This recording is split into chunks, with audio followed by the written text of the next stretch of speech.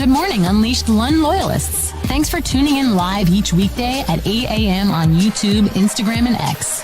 Remember, please like and subscribe and listen where you get your podcasts. Be on the lookout for LUND loyalists perks by joining the club. And if you really want your comments read during the show, you can use supers and stickers. Now, as close to on time as he gets, here's Johnny.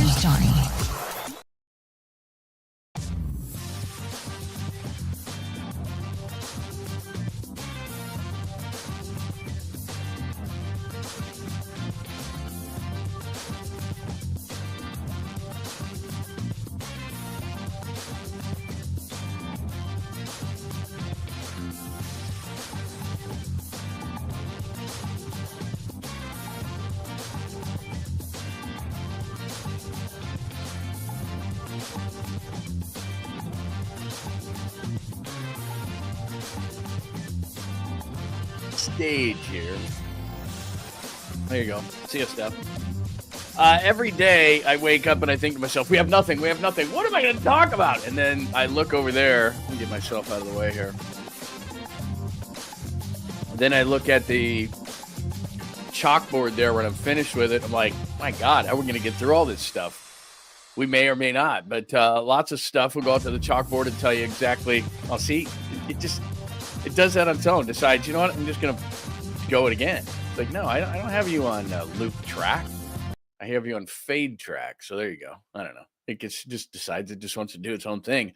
Want to acknowledge everybody in the room today before I do roll call and before I go through the chalkboard on the right. And the chalkboard seems to be this big conversation point that everybody wants to talk about after the show. Maybe do this with it. Maybe do that with it. Maybe do this with it. Maybe do that with it.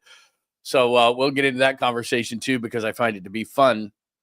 But do remember, we are on a few different platforms and we're going to add more and more and more. But right now, if you're watching us on X at John Lund Radio, good morning and welcome. If you're watching on Instagram at John Lund Radio, good morning and welcome. Also, YouTube, please subscribe. It's the best way to do it because we like all the platforms because then you can kind of move around with us. But if you do it on YouTube, John Lund Unleashed Pod. John Lund Unleashed Pod is where you can subscribe and then you turn on your alerts and you never miss anything, because not only do we do the morning show 8 a.m.-ish Pacific time, but we also do stuff throughout the day that we don't want you to miss. Plus, we want you to join the Lund Loyalist Club because, like I said, we ordered post. That is a post order. We ordered. And so we've got new stuff on the way that we're going to give out to our people, and that's going to be really, really cool. So we're looking forward to that. Also, for all things John Lund Unleashed, please just go to johnlundunleashed.com. In fact, if I can pop that up on the screen today, well, you know what? I'm not going to do that yet because that'll get us down a not so much a rabbit hole, but just it'll get us into the conversation of the show. And so I don't want to do that yet because I want to read the chalkboard and get going on everything. But good morning. Skills Report is here today. Jeff, it is always great to see you. I think you joined the Loyalist Club, so that is going to be awesome. I'll have a great hat, one of those trucker hats coming your way. AJ Crew 75 is here today. Vernon, good to see you. Hurley Bird is here.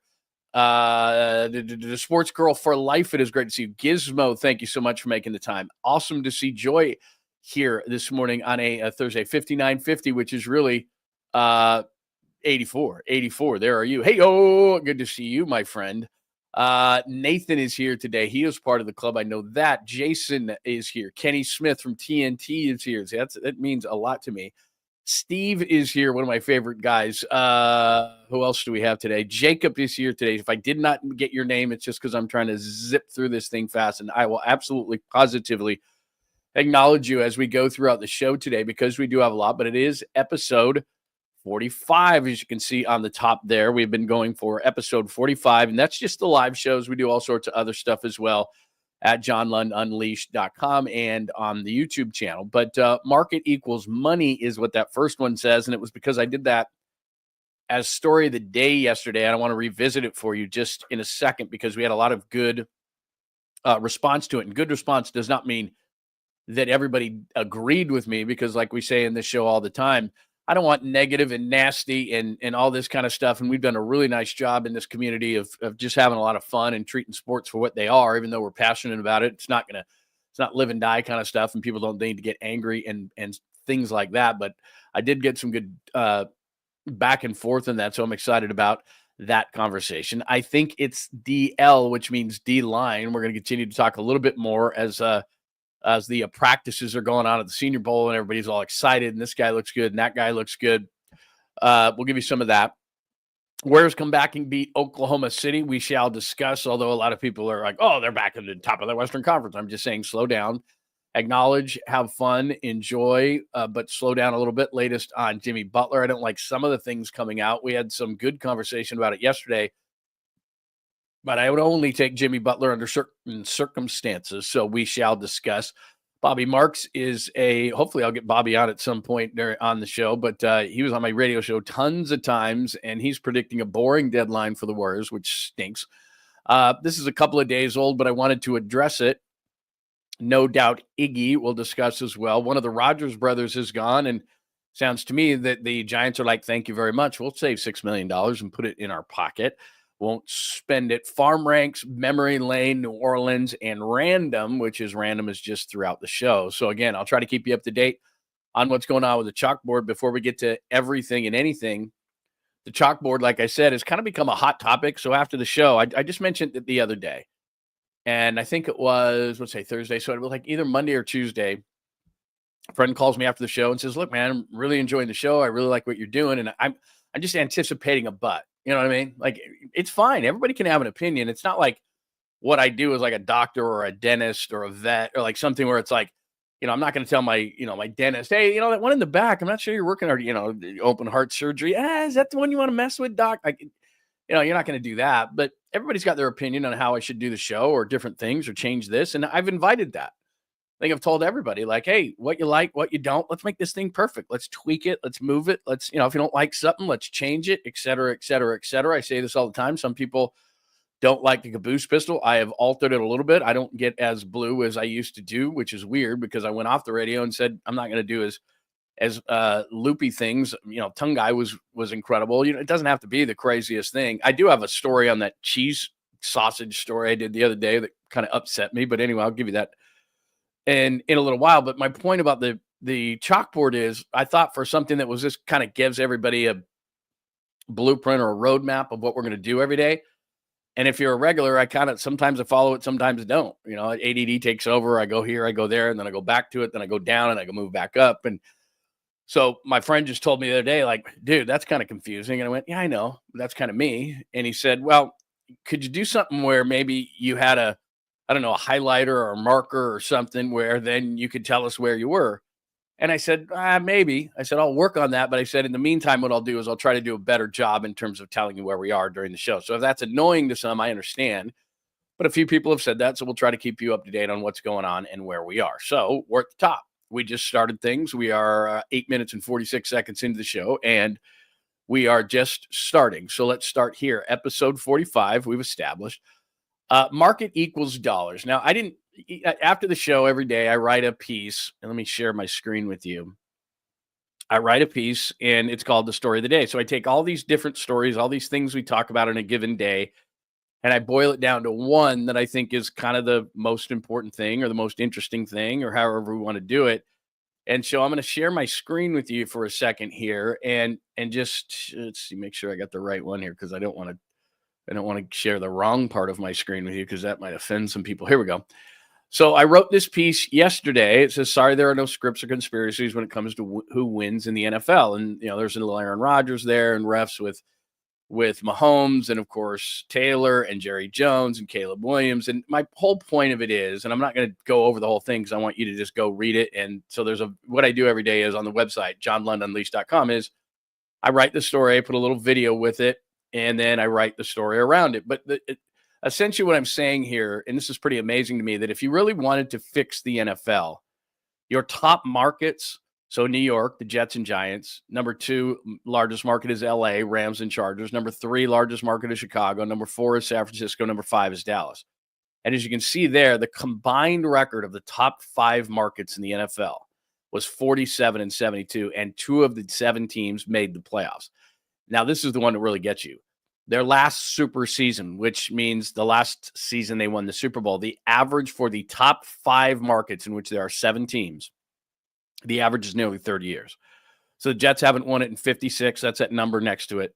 The Giants haven't won it in 13. The Rams, the only team that recently has won it in 3. The Chargers never. The Bears, 39 years. The Niners, 30 years. And the Cowboys, 31 years. So the average for the top 5 markets in all of the NFL is nearly 30 years since they won a Super Bowl. So you got to ask yourself the question, why would the NFL make Kansas City the Mecca? Kansas City, just to give you a little bit of guidance on this whole thing, is the 34th largest media market in the country. 34. To put that in perspective, Kansas City, the entire city of Kansas City has 1.8 million people. New York has 17 million. New York City has 17 million. 1.8 million. There are less than 4 million people in the entire state of Missouri. Again, 17 million just in New York City. So if you were trying to raise revenue, which the league is always trying to do, wouldn't you make one of these teams, one of those markets, one of those top markets? I'll throw that away. Wouldn't you make one of those markets a team that was dominant? Wouldn't you make one of the New York teams decent? Wouldn't you make the LA teams more interesting? Wouldn't San Francisco win more? Wouldn't Chicago, who's been atrocious forever, the 3rd largest market? And you're asking yourself, what does market size have to do with it? More people, more eyes, more ratings, more money. What's the NFL trying to do? Make money. So we don't have to go long on that. And it's pretty logical to say that those kind of things, but they wouldn't make Kansas City the center of the NFL. Hey, Roger Goodell, what do you think of making Kansas City the Mecca of the NFL? Good idea. 1.8 million people, 34th largest market in the country. Buffalo, Baltimore, those teams are really, really good. Chicago, LA, New York, they suck. So if you had a script to the league, it would be, let's make New York good. Let's make LA good. Let's make Chicago good. Let's make San Francisco good. Let's make Dallas good. The most powerful owner in all of the NFL is Jerry Jones. His team stinks. That's just what it is. So again, it's no big deal. We don't have to go through it a long time, but the only reason I bring it up is because yesterday when I posted that, a bunch of people were having a conversation about it and everything. And it's just basic. It's just logic. It's just more people, more money. The NFL is trying to make money. Everybody thinks the NFL is trying to find a true champion. They're a business. At the end of the day, Roger Goodell maintains his position in the league because he continues to expand the revenue pie. You know, I know we hate Amazon. I know we hate Netflix. Where the hell's the game? I got to buy another channel. They don't care about us. They care about growing the pie. And what Roger Goodell is really good at, there's a few different things. A, he's really good at growing the revenue pie. B, he takes all the bullets. So, for example, the Thursday before the Super Bowl, what will happen is, and I've said in this a bunch of times, and now it's an invite only, by the way, because Roger Goodell doesn't want to take more negative questions than he has to, but you get invited to this thing on Thursday, and it's the commissioner's address, and it happens once a year, and he goes in and he takes questions, and they're actually people now that are pretty much planted to ask me these questions. Glad you asked. I have a great answer because it's already, preconceived answer. So, and he says all these great things about the league, and what the owners like about him is anything negative, he takes all the bullets. Anything positive, they get all the accolades. Everybody hates Roger Goodell. Everybody boos Roger Goodell. I mean, the whole thing. And so he's a perfect mark for the fans. He takes all the bullets. Yes, he gets paid gobs and gobs of money, but he's really good at growing the revenue pie. And that's all the owners care about. So the revenue pie would mean that if New York and LA and Chicago and San Francisco and Dallas are really, really good, but they're not, because the best teams in the league are in Buffalo and Baltimore and Kansas City. And you're going, huh? Why? Like, if we had a conspiracy, if we had a script, wouldn't they be better? Wouldn't Dallas be better? Wouldn't Chicago be better? Both New York teams are atrocious and have been for a long time. The last time the Jets won the Super Bowl, my God, 69. I was writing that article yesterday. The last time the 49ers won the Super Bowl, put this in perspective. Amazon only sold books. Amazon only sold books. 1994. They didn't even have an official website, Amazon, until 1995. I mean, really? My God. So anyway, just getting you a little bit of perspective on that. All right. We are past the eye of the market equals money. We're past that. All right. Let's get to the NFL side of things, because people, I think, and again, this is where the show gets democratic. You tell me on this whole thing, but I do get the sense that right around February, we've talked about this and we'll continue to. Right around February, I think everybody kind of gets into NFL draft talk, NFL free agent talk. We all start, my team's not in the Super Bowl. My team wasn't in the playoffs. Let's move this thing along a little bit. So, again, I'm going to share my screen just because that's where everything is here. So let me get to that. Let me take 1 second. Share the screen. And this only takes a second because I don't want to share the wrong thing with you, if you know what I mean.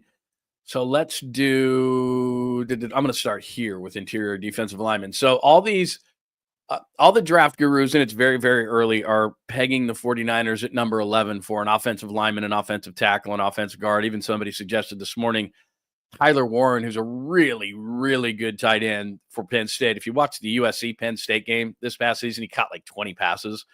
The guy is amazing. He's really, really good. I have nothing bad to say about him, but because of positional value, there's no way that the 49ers are going to take him at 11. I could be wrong, of course. So where I think you should study if you're into this kind of stuff and you want to have some fun, I think the Niners are going defensive line. So that's Mason Graham from Michigan right there. He's going to be long gone. Kenneth Grant, Michigan, Tyleik Williams. These are guys that are run stuffers in the middle. The guy that I would really keep an eye on right there in the middle is Walter Nolan. He's on the big board. This is Pro Football Focus at 36. I think he's going to go in the top 15. I wouldn't be surprised maybe if the Niners traded down and picked him up. But Walter Nolan's about 295 pounds. He's quick. They showed the Senior Bowl practices. He's one of the guys that I think that a lot of people like for the 49ers. And then if the 49ers don't go in that direction, let me just throw one more up on the board here as far as sharing my screen with you. And there's one more thing I want to show you, and that is this, which is edge defenders. Now, the guy right there, Abdul Carter from Penn State, he's not going to be in the range of the 49ers. He's going to be gone probably in the top 3, maybe top 5. James Pierce is kind of thin. Mike Green's had a good week. Mikael Williams is a freak. Shamar Stewart, I could see the Niners going after. So, again, I don't need to go through all this stuff with you and make it real boring, especially at this point, because it's fun to talk about this kind of stuff, but to get too deep into it is kind of, what? Even if you're a big college football fan. So, anyway, my point in showing you all those things is right now, and things can change. Right now, I think that the 49ers, if they had their druthers, there's enough of these guys in talking to people and reading stuff. There's a lot of defensive linemen and a lot of quality defensive linemen. They're going to be in that range of the 49ers. And I showed you, I believe, yesterday, all the free agents. And again, this goes to position value. This goes to what's available in free agency. And then it goes to the draft. And if you know it, you do. Free agency comes first because that's how the players union wants it. They don't want a bunch of guys drafted and then it's free agency after they've drafted these guys and then their guys don't get contracts. There's a reason why free agency is first, so that the players union, their players who are veterans, can secure contracts before the draft. But I'm not going to go through this again because I did this yesterday, but I did keep it on my board. So like free agents, I told you about Drew Dahlman. There's a connection with the 49ers, a center. There's a connection with this kid who's a really nice linebacker with the Jets, for example. James Daniels is a really nice guard. There's a lot of interior offensive linemen that I think the 49ers could get in free agency that could absolutely take the place of Aaron Banks at left guard and Jake Brendel at center. So while the draft people are saying this is what they need, and I get it, there are guys in free agency that the 49ers could get. And then they can look at the draft and look at defensive linemen, because in free agency, there's not a lot of interior defensive linemen. Why is that? Well, it's a value position, just like edge defenders. It's hard to find edge defenders. It's hard to find high quality interior defensive linemen. So what I think the Niners are going to do is they're going to delve into the free agent market, not overly deep, but they're going to delve into it. And you can get guards and centers in this league, interior linemen in this league, for a fairly cheap price. Think about it. If you want to do a comp to baseball, to like relievers. Relievers are getting more expensive, but they're not like frontline starting pitching or power hitting or anything like that. All of a sudden, it's like relievers are going off the market. And we'll get to Tyler Taylor got traded to the Reds yesterday. We'll get into that in a minute. And the Giants are just going to pocket the money. That's going to be a fun conversation we can have, but I digress. So I think the strategy is going to be for the 49ers in the offseason, sign the interior linemen, the veterans. And I like that. I don't love rookie centers unless they're really high elite. You know, I hate to say this because I know we're praising Kansas City a lot this week, but like Creed Humphrey, from Kansas City, came out of Oklahoma, was right away. He was ready to go. Or Tyler Linderbaum, who's out of Baltimore, was a late first-round pick. There's certain guys who are, because they're making the line calls, and it takes a couple of years usually for most guys. So I'd like to see a guy like Dahlman, because he can make the calls. He's a veteran guy. He went to Stanford, smart guy. Anyway, that's what I think is going to be the strategy for the 49ers. I could be wrong. We could be sitting here in April, and they go, I thought you said they were going to sign linemen, draft D linemen. I could be wrong. I could be 100% wrong. A couple of quick things before we get into the Warriors, and that was a nice win last night. Two things. One thing I didn't get to in regard to the Kansas City thing. So I was getting a bunch of grief over the last couple of days for not so much defending Kansas City, but one piece I wrote and a video that accompanied it was just deal with it. They're really, really good. And I went through the whole thing and all the different plays. And that's when we went down the rabbit hole, I think on Monday, right? We did the rabbit hole on Monday. So we did all that kind of stuff, and people were kind of giving me grief about it. And I told you that, I'm not a Chiefs guy. I try to present things in a way that's objective, but I pointed out to you that after Super Bowl 54, I was in Miami and watched the confetti on the field and did a post-game show for like 4 hours and was basically a button pusher. Let's go out to here. Let's go out to here. And just, I hate this. This sucks. I hate Kansas City. And then I did the exact same thing with the exact same confetti on the field. And the only thing that was different between Miami and Las Vegas was the color of the seats. In Miami, they were like an aqua Dolphins color. At Allegiant Stadium last year, they were black, Raiders black, but it was the same confetti. It was the same feeling. It was the same depression. It was the same, I can't wait to get out of here.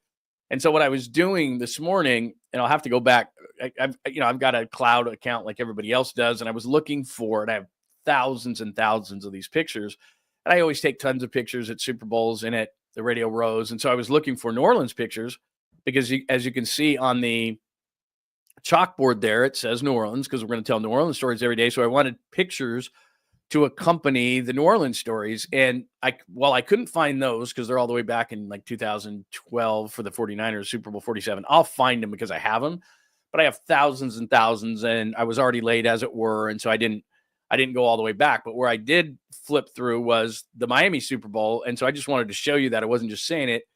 That's what it looked like from our vantage point, my vantage point, because I was literally sitting there, and I'm doing a post-game show for the next 4 hours. This is in Miami, and I'm just sitting there from our terrible booth location, by the way, in the corner there. And that's after the loss. And I'm just sitting there going, anyway, next caller. And all these Chiefs people are celebrating on the field, and they wouldn't leave.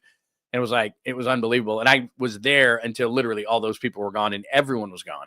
I'm walking around and going, how the hell do I get out of this stadium? So anyway, that was not an enjoyable experience, and I'm not a fan of the Chiefs. So I'm just saying. And then one more football note, then we'll get to the NBA. And I think Krug actually did this during his show. Speaking of Miami, I saw this yesterday and wanted to vomit.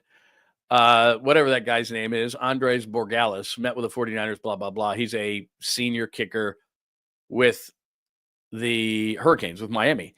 And the same things applied to Jake Moody. I'm not out-ripping Jake Moody. What I'm saying is I don't want another rookie kicker. I don't care if he's a 7th rounder, 3rd rounder, 1st rounder, free agent. It takes a minute for kickers to understand the league. So if the 49ers aren't going to have Jake Moody as their kicker, if they can't mentally rehab him, it's not a physical issue. I've told you that. It's a mental issue. Then I want a veteran.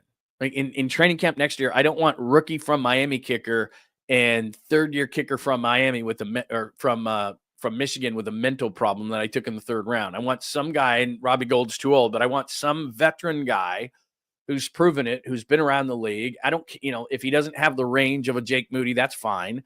Go back to the days of Robbie Gould is money 53 and in, so that Kyle Shanahan can say, okay, we go for it, we don't. Like, he has an idea, whereas Jake Moody could hit a 58-yarder and shank a 33-yarder. I don't want that. I just want to know what I'm going to get out of my kicker for the most part. And I like veterans in that position more than I like rookies. So I saw that the other day, just like Krug did. And I think Krug went off on it yesterday, and I had it in my notes and I didn't do it. And I was like, I don't want that again. I do not want a rookie kicker. I don't want a young kicker. I don't want a drafted kicker. I don't want a free agent young kicker. I just want a guy that I'm like, oh yeah, I heard of that guy. He's pretty good. That's okay. I just want a veteran guy. That's all. Okay. I think football-wise, I'm not going to do a ton of football today because there's a bunch of other stuff, but market equals money.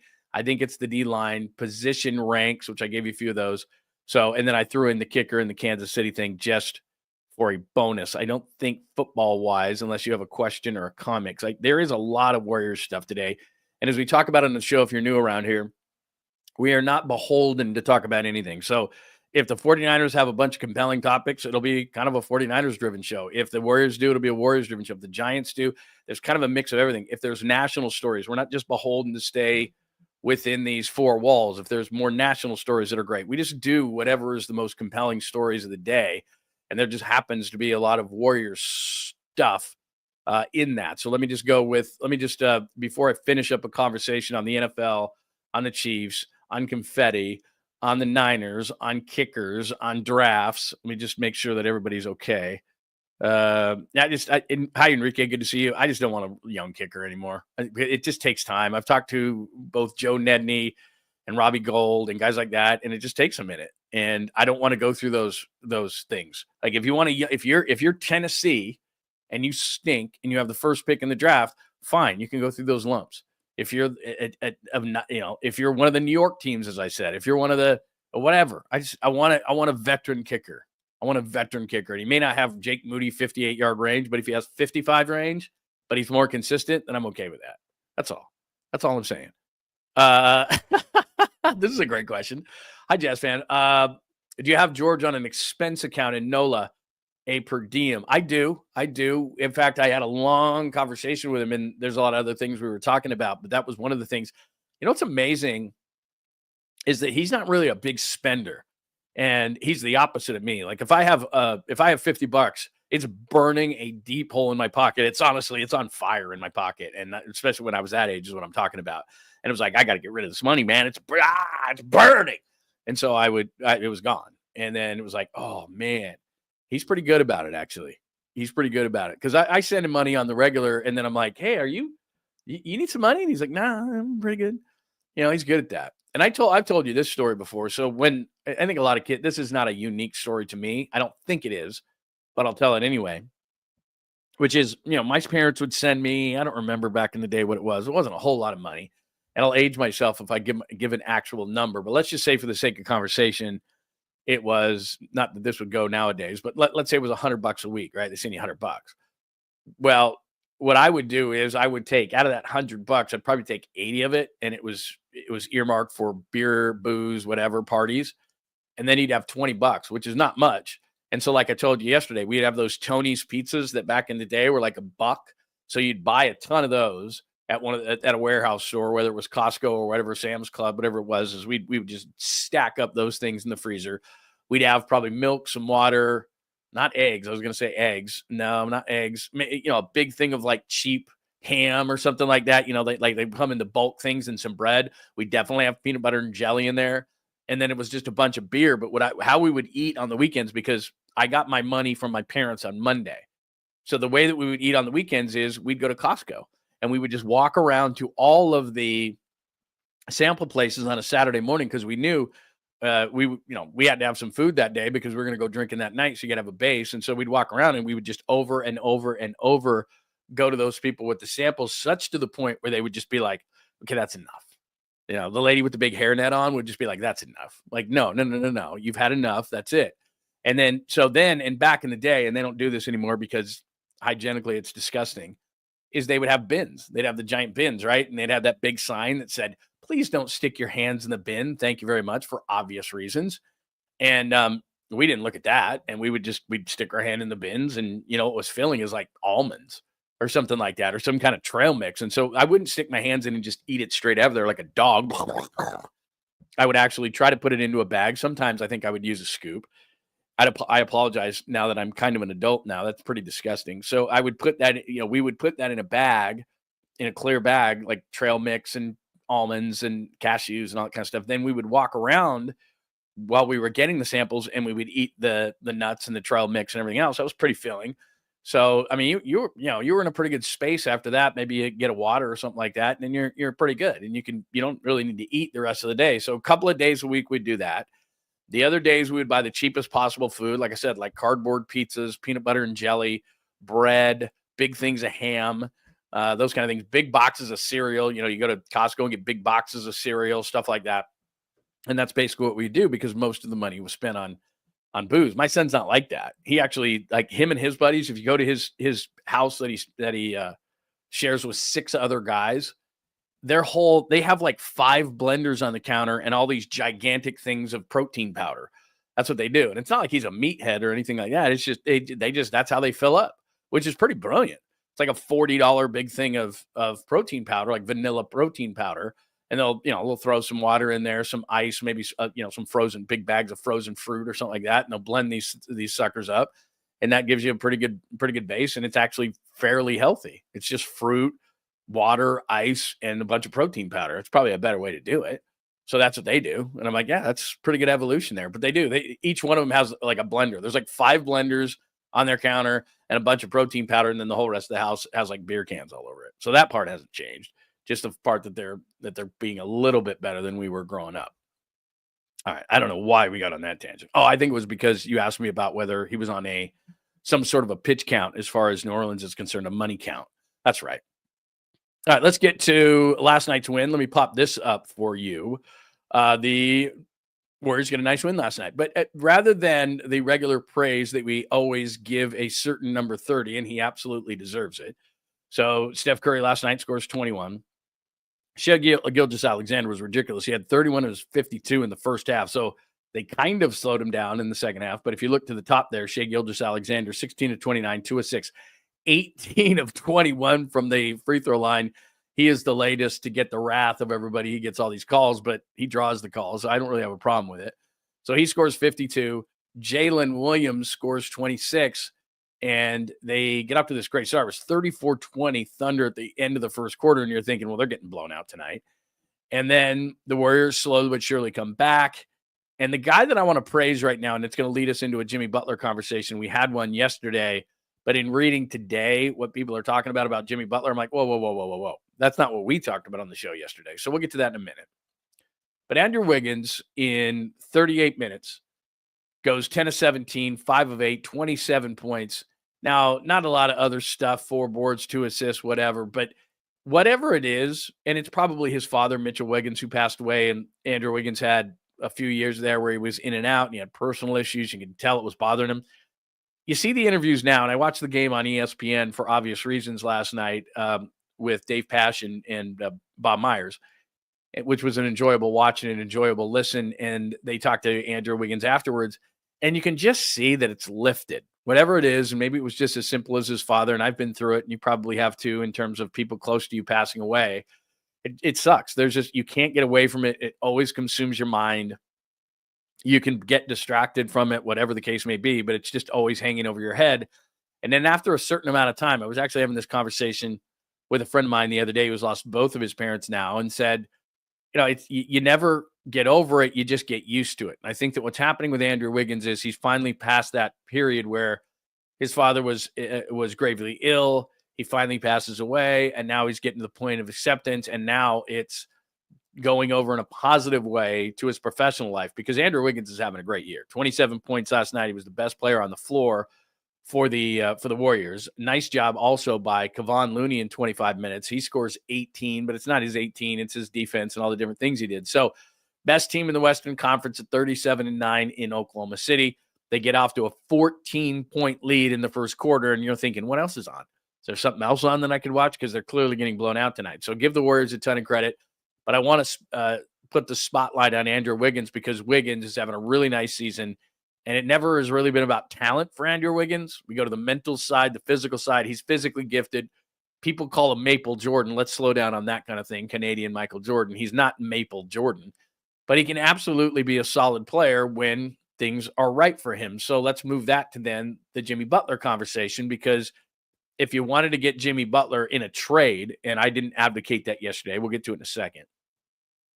But if you wanted to get Jimmy Butler in a trade, then you'd probably have to somehow put Andrew Wiggins in that trade, and there's no way I'm doing that. Now, let me just pop this up, because yesterday we had a totally different situation. So this is Anthony Slater, and you can read, but I'll read a little bit for you.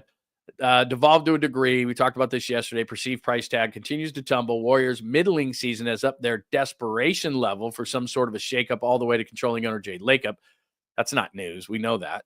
Team sources downplayed their recent involvement in conversations with it, but there's been a noticeable increase in intrigue from the front office about the idea of Butler at a bargain. So let's just stop there for a second because we were ahead of the curve on this. We talked about this yesterday when I popped this up for you that the Heat have suspended Jimmy Butler, blah, blah, blah, blah, blah. And my conversation point and our conversation point, you and I, yesterday was I would take Jimmy Butler for nothing. I'm not going to trade for Jimmy Butler. I'm not. He's going to be upset because let's say he just comes, let's just say for the sake of conversation, he comes to the Warriors. He gets released by the Heat, comes to the Warriors, plays his butt off, and then maybe after 10 games says, so have I shown you guys enough that you would give me an extension? And Joe Lacob's going to go, let's just wait.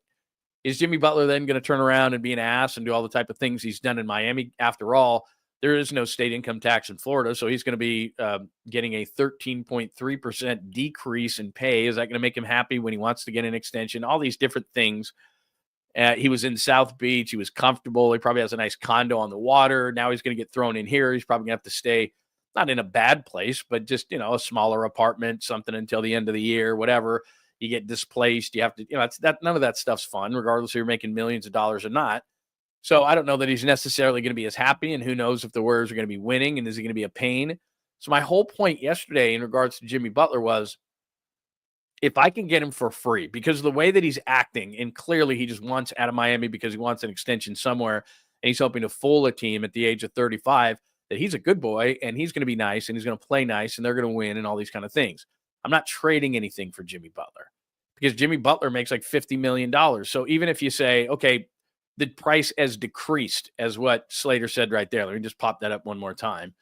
At the end there, have downplayed their recent involvement in conversations with the Heat. There's been a noticeable increase in intrigue from the front office about the idea of Butler at a bargain. And then he goes down there. Let's go to the bottom of the next paragraph, where he says, Andrew Wiggins has had a productive season, well worth his 26.2 cap figure. Obvious salary match with Gary Payton II, 9.1, and Kevon Looney, $8 million, profiling is the tip to blah, blah, blah, blah, blah. So let me get this straight. For Jimmy Butler, who I would only take if it was free, right? Free. So in other words, Miami releases him and says, we've had enough. Addition by subtraction was the term I used yesterday. So you're telling me, because you have to match salaries. So even if I trade anything for him, even if the value is down on Jimmy Butler, which it is, the Heat have zero leverage.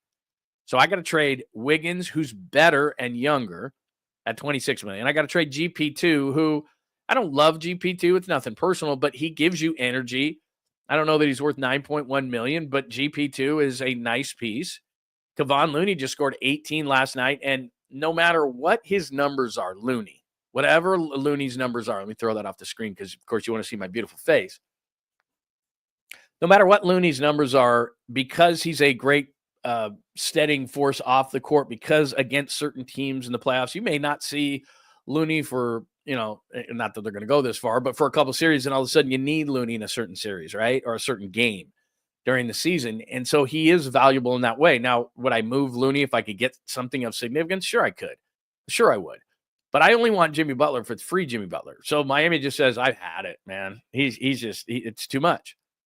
But I talked myself, if you were with us yesterday, I talked myself through this. At first I said, yeah, I would take Butler for free.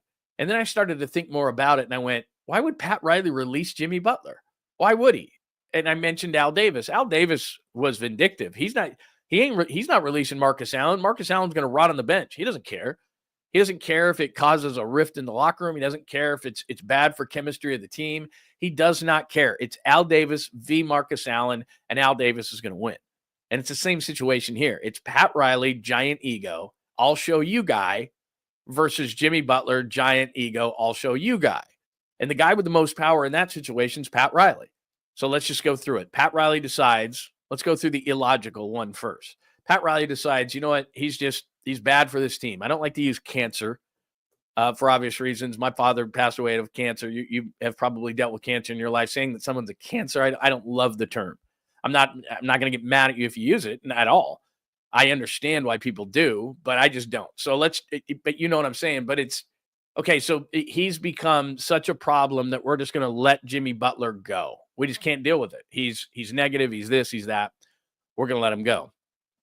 Then Jimmy Butler goes to a Golden State, a Phoenix, whatever team he goes to, and he's able to get a whole new fresh start, and he lives in a new city, and he's got a better opportunity, and he can play with either Durant or Curry or whomever he decides, whatever veteran of these old veteran teams. I'd bet a nickel or more that he's either going to go to the Lakers, the Suns, or the Warriors, because they're the old men team that need it. And there's Jimmy Butler fitting in like an old man at 35, even though 35 is not old, but in a basketball sense it is, and going to one of those three teams and hoping that it works, and then hoping because it then works that he gets a contract extension. That's what's going through his mind. Now let's look at Pat Riley's side of things. If I just suspend Jimmy Butler, I suspend him. So he's not around the team. He's not causing a problem around the team. He's out of sight, out of mind. And if anybody asks about Jimmy Butler, this is what Pat Riley is going to say. And this is why good organizations are good and bad organizations are bad. Because Pat Riley can sit down in front of the team, in front of the ownership, in front of the management, in front of Eric Spoelstra, the coaching, all these guys, and say, this is the deal. Jimmy Butler's been suspended for the rest of the season. And remember, Jimmy Butler's a free agent at the end of the season. So he's going to be gone at the end of the season anyway. And we are already halfway through the season. So Pat Riley tells the entire organization, we don't talk about Jimmy Butler anymore. Jimmy Butler's been suspended. Jimmy Butler's a free agent at the end of the season. Any reporter, any person, any whatever asks about Jimmy Butler, the answer is we only talk about the players who are here. What about Jimmy? We only talk about the players who are here. What about the gym? We only talk about the players that are here. So when organizations who are actually have their stuff together do that, bad organizations do, but Pat Riley can tell the players and start with Bam Adebayo that, look, Bam, you're the leader of this team in the locker room. So I'm going to put it on you to say, we're not talking Jimmy Butler. All right. You may have a personal relationship. You guys might be boys, whatever, but from now on, the answer from everybody in the locker room is we're not talking Jimmy Butler. And after a while, because the Miami media is not the New York media or the Philly media or any of that other media, New York wouldn't let it die. They just like, we're going to find Jimmy Butler. We're going to make it about Jimmy Butler because that's the biggest story around a team that's pretty boring. That's how media works. But Miami's just going to say, we're not talking about it. And they won't talk about it. And Jimmy Butler will be out of sight, out of mind. They can do that. And that's what I think they probably will do rather than allowing Jimmy Butler to just walk. Most organizations, bad organizations, would say, you know what? We just got to get rid of him. It's addition by subtraction. But I think Miami's just going to say, we're going to let you rot. I'm Pat Riley. I'm pissed off. I got a giant ego. We can control this narrative. People won't talk about you if we say you're suspended for the rest of the season. He's not at this point because what Miami is trying to do is they're holding out very, very, very faint hope that they can get something for Jimmy Butler, because if you look at his salary at around $50 million, and as we just pointed out from what Anthony Slater wrote, you're going to have to match that salary, even if you don't think it's much. And last year's Andrew Wiggins, or maybe even the year before's Andrew Wiggins, I would have no problem with that. But as we just pointed out, and I told you this was all going to kind of tie together after what Wiggins did last night, and we'll pop it up there again. But you've seen this all season long, 10 of 17, 27 points. Andrew Wiggins, outside of Steph Curry, has been the best player on the Warriors, and some nights better than Steph Curry. This is the best Andrew Wiggins has played in a long time. And even though Papa for a long time is like, I'm not trading Wiggins, I'm not trading Wiggins, I'm not trading Wiggins, I had no issue trading Wiggins for many of the last few years. Now in 2022, he was amazing. But when they won a championship, but everybody sat around going, that's the Wiggins, that's the Wiggins, that's the Wiggins. No, it's not. It hasn't been. That's why he was drafted first, and he's kind of aloof, and people get frustrated. Then he gets traded, and then you get excited, and then you think he's a first overall pick. Man, he's got to have something, and he does. When he is mentally right, it's not the physical. He's athletic. He can defend. He can team defend, one-on-one defend. He can do just about everything you need a guy to do if he's locked in. But too many times over the last couple of years, that just hasn't been the case. So, again, let me go back to Slater really quickly on this whole thing and look to the bottom there. Wiggins at 26.2, Peyton at 9.1, and Kevon Looney at 8. I'm sorry. I'm not going to get rid of Looney and Peyton. Fine. Whatever. But I'm not getting rid of Andrew Wiggins at $26.2 million. The way that he's playing right now, he's better than Jimmy Butler. Like, if you put Jimmy Butler in and you take Andrew Wiggins out, you're not better. You've moved chess pieces around the board. But right now, I'm just saying right now, maybe next year, certainly not last year. I'd have taken Jimmy Butler last year and the year before. But I'm not right now. And then the risk becomes, and this is something I talked about yesterday, if I get Jimmy Butler for nada, if Miami does what I don't think they're going to do, but they might, and just say, you know what? We don't want the questions about Jimmy Butler. We don't want to talk about him anymore. We don't want him on the team. We don't want it as a distraction because let's be honest, Miami's not going anywhere with or without him. There are too many good teams in the Eastern Conference, Cleveland, Boston, New York. There's a lot better teams. So Miami's got to be realistic with itself and to think with or without Jimmy Butler, we're going nowhere. So if they can get something for Jimmy Butler, something, anything, but you do have to match salaries in the league, then you've got to give up something significant for Jimmy Butler. And to me, this season, Andrew Wiggins, I would consider to be significant. Therefore, I'm not giving him up for Jimmy Butler because you can disagree with me on this whole thing. But as of right now, if I replace and put Butler in the lineup for Wiggins, I don't think I'm better. And not only do I not think I'm better, Butler has been such a pain that I'm actually taking a risk. I'm not taking a risk if I pick him up for the minimum and Miami's still paying the freight and then Jimmy's at pain in the butt again, and then I can just let Jimmy Butler go. But once I trade Andrew Wiggins, I'm thinking, okay, I've got this guy. He's got to play well. He's got to play nice. He's got some leverage on me because I just lost Wiggins, and I may have to re-sign him to that extension that I don't really want to sign him to because I just lost Andrew Wiggins. Now, unless Jonathan Kuminga can be that guy and take that spot, but Wiggins is more of Kuminga is more of a 4. So I've lost my 3. I've lost my guy who can defend. Because remember, Clay is gone and didn't defend. Steph is not defending that way. So Wiggins is my main defender on the wing. So I'm looking at Wiggins going, well, he's my best wing defender. And I know Butler can fill that role, but does he want to? Especially if I say, look, Jimmy, I don't think that extension's coming. Do then I have the same issue that Miami did and I just gave up Andrew Wiggins for it? I don't like it. Clearly, you can tell I don't like it. So if they're getting him for free, that's one thing. If they're having to put Peyton and Looney and Wiggins in there, I have no interest in it. You want to release him, and I'm in the competition with the old man teams like the Lakers and the Suns to potentially get his services as a guy that I don't have to 100% rely on because I've got Wiggins on this team and I bring in Butler for the minimum. And if Butler's a pain, then I just let him go or I bench him or whatever, or I suspend him or whatever the case is. But once I make a trade and trade a significant piece for him, now I need him. And if I just pick him up, I don't need him. I want him to do well. He might be able to help me. He might be able to get me out of this 11th place thing that I'm in, this perpetual play-in game that the Warriors seem to be in every single year. He might be able to help me in that regard. That would be interesting, but not at the expense of now I need Jimmy Butler and I've traded assets to get him. I don't love that. All right. I've gone on my little soapbox on Jimmy. Let me go out and see what people think of that whole thing. Yeah, I mean, this is what a lot of people are saying. I haven't heard that. Gizmo, the Kuminga, Wiggins, Loon for Zion. You and I, all of us have talked about this conversation a lot amongst the team. And I think, and here's another Zion up here. Pine Needle, good to see you, man. Tell Zion to put a Taco Bell in his house like they did with the Bundy. Well done, my friend. Well done. That is a good ad campaign, I got to say. Even though there is a Taco Bell, not to go on. Okay, we're at the random section of the show, which is the bottom, but we're not at the bottom of the show. There is a Taco Bell cantina by my house, and my wife, she'll get mad at me for saying this. She's not it's not like we would go to Taco Bell in lieu of a really nice Mexican restaurant or a Mexican meal, but she swears by Taco Bell. Now, our kids go to Taco Bell all the time. They ride the bikes, the electric bikes, the e-bikes.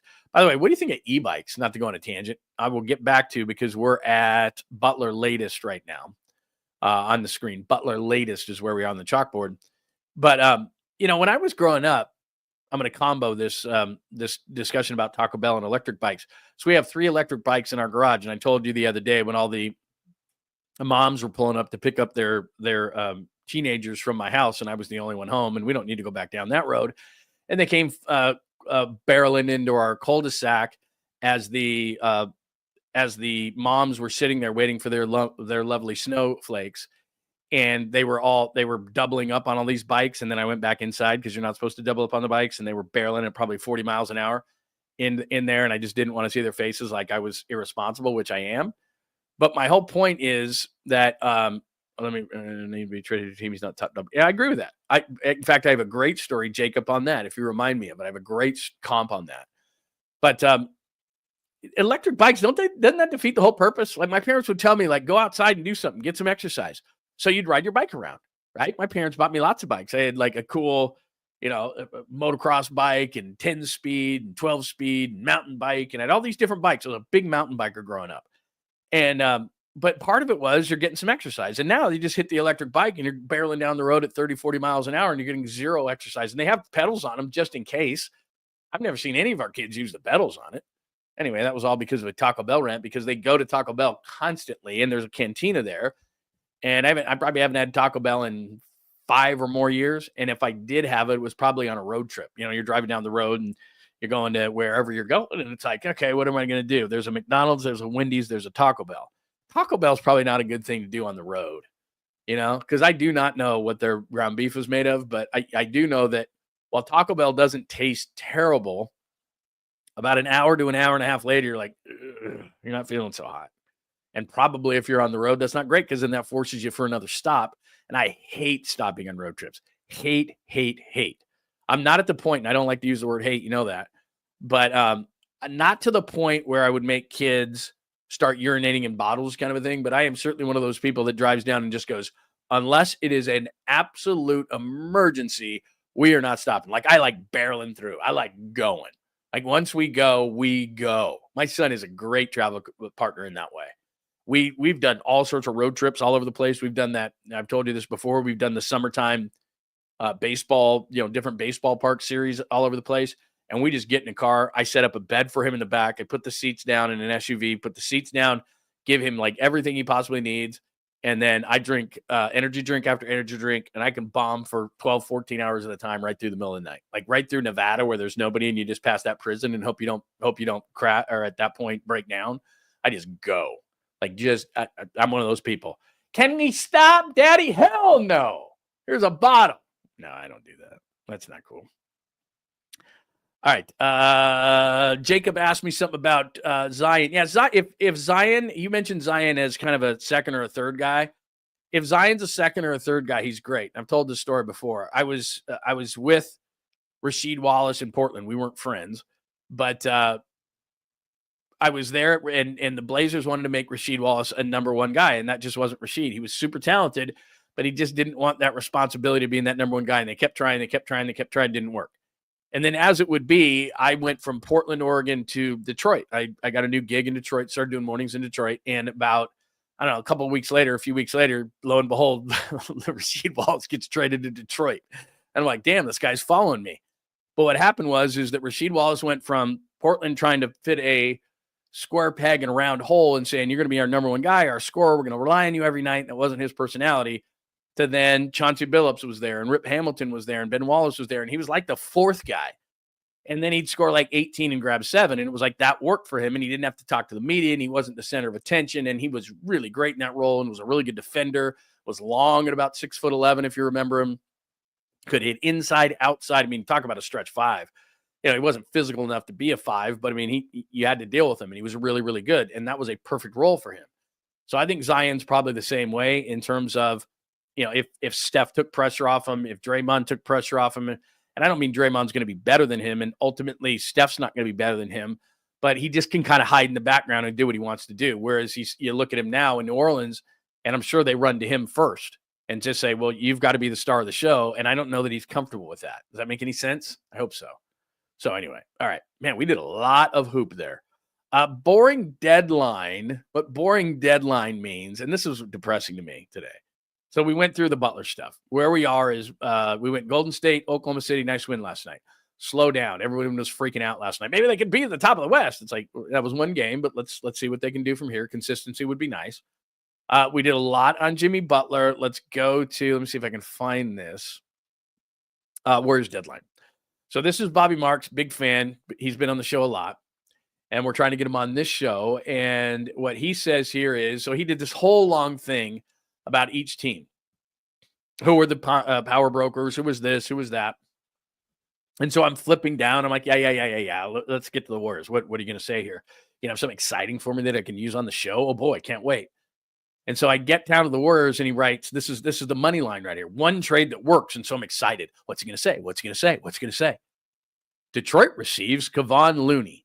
Golden State receives 2029 second round pick. trading Looney helps financially, but not on the court. Well, then what are you doing? Like, I waited. I opened this up. This is an insider article. I had to sign in. I don't know why ESPN just doesn't keep your information like everybody else. So I have to sign in for this. And this is what I get. Detroit gets Kevon Looney and the Warriors get a second-round pick. Like, that's the big move? No, that's not happening. So, look, if they make a move, they make a move. But this is Bobby Marks. And I'm not saying that Bobby Marks knows all. But what I do know is if the Warriors were in on something, if he really thought they were going to make a move, then he would have said something. He would have speculated on something. But he's saying that the big move is one trade that works. Kevon Looney for a second? That's what it's going to be? Now, he might be right. And again, he's dialed in around the league. So if there was something that maybe he was hearing, but every single day we hear something different. So a couple days ago, it's Vucevic and it's this guy and it's that guy. And we've heard Zion's name and all this kind of stuff. And then the very next day with the Warriors, we hear, that price is too high for Vucevic. They're not going to do that. And then weeks ago, we heard, there's no way they're getting in on Jimmy Butler. Then Slater writes, they're kind of intrigued by Butler. And my thought on Butler, because I just spent 20 minutes on it, or maybe even more. If it's free, it's for me. But if it's not for Jimmy Butler, I'm just not taking that chance. I'm sure as hell not trading Wiggins. So now we've gone from they're right in the middle of all this. They got to go for it. Steph Curry's on the Christmas show with Malika Andrews saying they got to do something. We got to do something. And then a week after that, Steph Curry saying, well, we don't want to mortgage the future. And Draymond saying, we don't want to mortgage the future. And I'm like, well, you already did when you let Jordan Poole be traded, or when you traded Jordan Poole for Chris Paul and then Chris Paul walked. You kind of already did that. So there's these mixed messages all season long when it comes to the Warriors. Aggressive trade, not aggressive trade. They don't want to give up too much. All this kind of stuff back and forth. And I get the sense, because this happens all the time in sports, right? We all get excited. It's the trade deadline. What are they going to do? It's this, it's that. And then we all 99% of the time are let down. Sometimes you get a really good trade and you get really excited and something really happens. But to be honest, when was the last time the Warriors made some massive swing at the deadline? And you kind of get this sense that Joe Lacob realizes that as they sit at 11th place in the Western Conference, that there is not that single player. And you and I have discussed this. I've even had, I think we did, if I'm thinking right, that we might have had a funeral for the Warriors already this year. And, dearly beloved, we are gathered here. So I'm not necessarily at that place, but it just depends on what your perspective is. If you believe that they can win a championship, I think that you're wrong. Even if Jimmy Butler was released and you could keep everybody and Jimmy Butler was just a flyer, I don't think Jimmy Butler and keeping everyone, not trading for Jimmy Butler. I'm saying, as we had the discussion yesterday where everybody stays in place and you add Jimmy Butler, I still don't think they're one of the better teams in the Western Conference. Now, maybe I'm wrong. Maybe you got enthused yesterday watching them come back against Oklahoma City without Draymond Green and with Steph Curry just being okay and Wiggins being really, really good. And even though Shai Gilgeous-Alexander scores 52, you end up winning that game. Which, by the way, was anybody watching that game yesterday, whether it be on ESPN or locally, and thinking to themselves, as Shai Gilgeous-Alexander parades to the line again and again and again, but especially in the first half when he scored 31 points, they traded him for Paul George. And thank God the Warriors didn't get Paul George. Like, that was what was going through my mind yesterday as I'm watching that game. That, first of all, if I'm the Clippers, I want to vomit. And they didn't keep Paul George. And Paul George goes to Philadelphia. And all off season, what were Warrior fans? We got to get Paul George. Got to get Paul George. Got to get Paul George. Where are the Sixers? I mean, a lot of it is Joel Embiid can't stay healthy or won't stay healthy or whatever the case may be. But Paul George has fallen off a friggin' cliff. He's terrible. And he's always hurt too. So you're the Clippers going, my God, Shai Gilgeous-Alexander is the MVP in the league. He's starting in the backcourt with Steph Curry. He's an unstoppable offensive force, whether you want to agree or not. I mean, people get mad that he parades to the line, but he earns it. The kid is damn good. And the Clippers have nothing to show for it except for this beautiful new Intuit Dome that they have, in which Kawhi Leonard can't stay healthy. And for some reason, Norman Powell's really, really good. And James Harden is okay. But the Clippers somehow are, sixth in the Western Conference? If they had Shai Gilgeous-Alexander right now, they'd be where Oklahoma City is. I mean, that guy's that good. They have a bunch of solid players around him. I mean, that's one team in watching Oklahoma City, not that we care much about them, but in watching Oklahoma City last night, they have a bunch of nice pieces around Shai Gilgeous. But what they need to do, and San Antonio is kind of in the same boat. They're not as good, but they will be because Victor Wembanyama is getting better and better and better. But what those two young teams need to do is take all those young assets, or a lot of those young assets, and get a star. That's where they are in this whole process. And I know that the Warriors went through this whole thing and they decided continuity. And there's something to be said for that. But as I'm watching Oklahoma City last night, I'm thinking that's a team that maybe not in the in-season, but certainly in the offseason when they have time to really look at everything and say, okay, what do we have here? Especially if they come up short this year. And I see them as a really good regular season team that's not going to be a great playoff team. And so I'm watching that game last night thinking, Shai Gilgeous-Alexander's awesome. So that's the first thing. And the Clippers should want to puke. And and Paul George is terrible. And Paul George, good thing that the Warriors didn't give up all the assets that they were reportedly going to give up for him, because sometimes the best move you make the best move is the move you don't make. And that's what happened with the Warriors, because Paul George is terrible. So anyway, all that from Shai Gilgeous-Alexander and from the game last night. Make sense? Only one more basketball thing.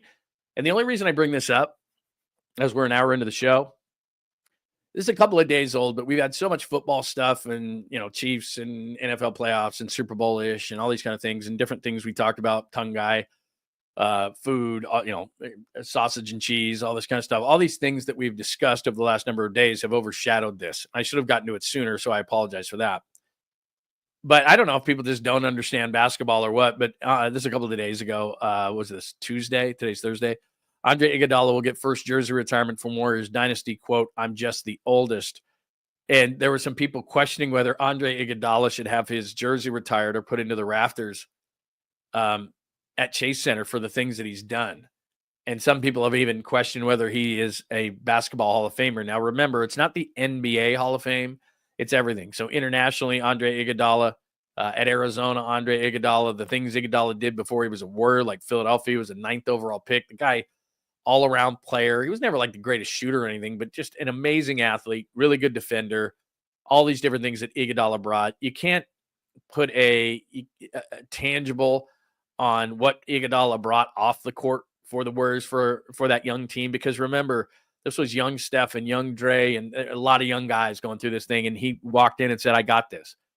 But the biggest thing that Andre Iguodala did for the Warriors was, and I don't know that there'd be a dynasty without him, is after they beat, and you know this, after the Warriors beat the Nuggets and George Karl was coach of the year and got fired, Andre Iguodala, and I remember this because I was on vacation and it was right around July 4th time, Andre Iguodala went to the Warriors and said, look, I want to be here.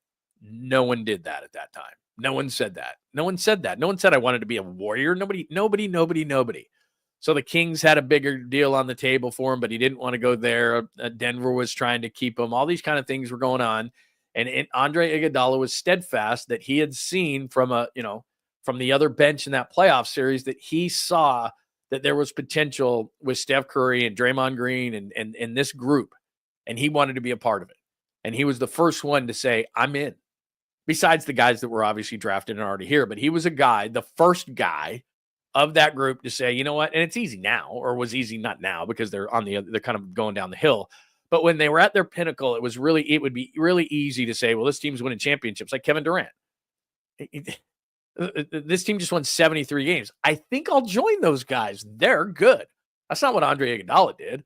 Andre Iguodala could have gotten more money, and they worked a trade, and they did all these things, and they moved money around, and they got Andre Iguodala. So for that reason alone, for a veteran player, for an all-star type, for the type of player that Andre Iguodala was at that point of his career, to say, I see it.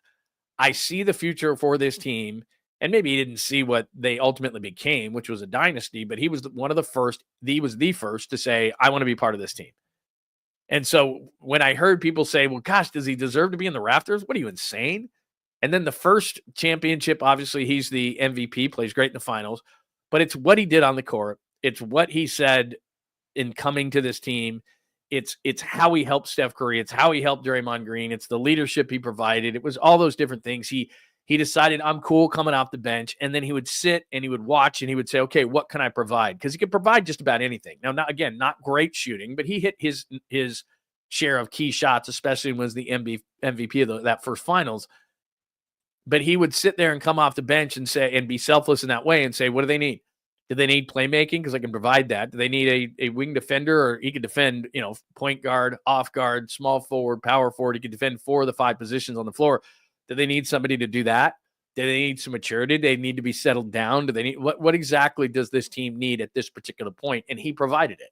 So for all those reasons, it's a no-brainer.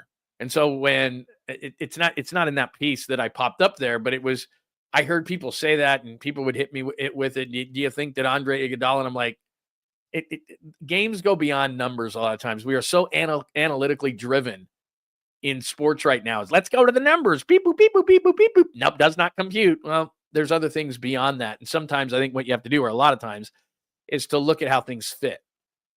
Because we live in this fantasy world of it's fantasy sports. And I've worked for teams that's what the general manager is he wanted to just put the best players, and there was no chemistry involved or anything. And so everybody wanted to score, or nobody wanted to rebound or do dirty work. Everybody just wanted to shoot. Well, it doesn't work that way. You could have all-stars, but somebody's got to do dirty work. Somebody's got to do things that people don't want to do. And that's what Andre Iguodala did for those Warriors teams. He was an ultimate glue piece. He's a great player. Now, am I saying he's one of the top 10 players of all time? Am I saying that he's as important as Steph Curry was to that era? No, I'm not saying that. I'm not saying he's as important to what Draymond Green was, but he was damn important. And I think that there's a lot to be said for being the first to say, I see the vision of what this team could potentially become. And that's what Andre Iguodala did. So there you go. All right. There is a lot. I told you, man, there was a lot of NBA stuff. And as we do on this show, we don't just go, well, we feel like we should talk about this. I thought there was a lot of compelling stuff around the Warriors from, again, I'll go through the chalkboard. Golden State, Oklahoma City, slow down, Butler latest, boring deadline, no doubt Iggy is where we are. And that took a long time to get to all that stuff. So before I get into some other things that are on the list there, let me go down and make sure that we're hitting on everything and I'm not missing something. Because to be honest with you, I've not looked at social media for a little bit, and I don't know if anything. It's not really a breaking time of year. I mean, we're in Super Bowl time, so there's nothing really in the NFL breaking. There's no coaching things. NBA, I guess we are near the deadline. What are we at today?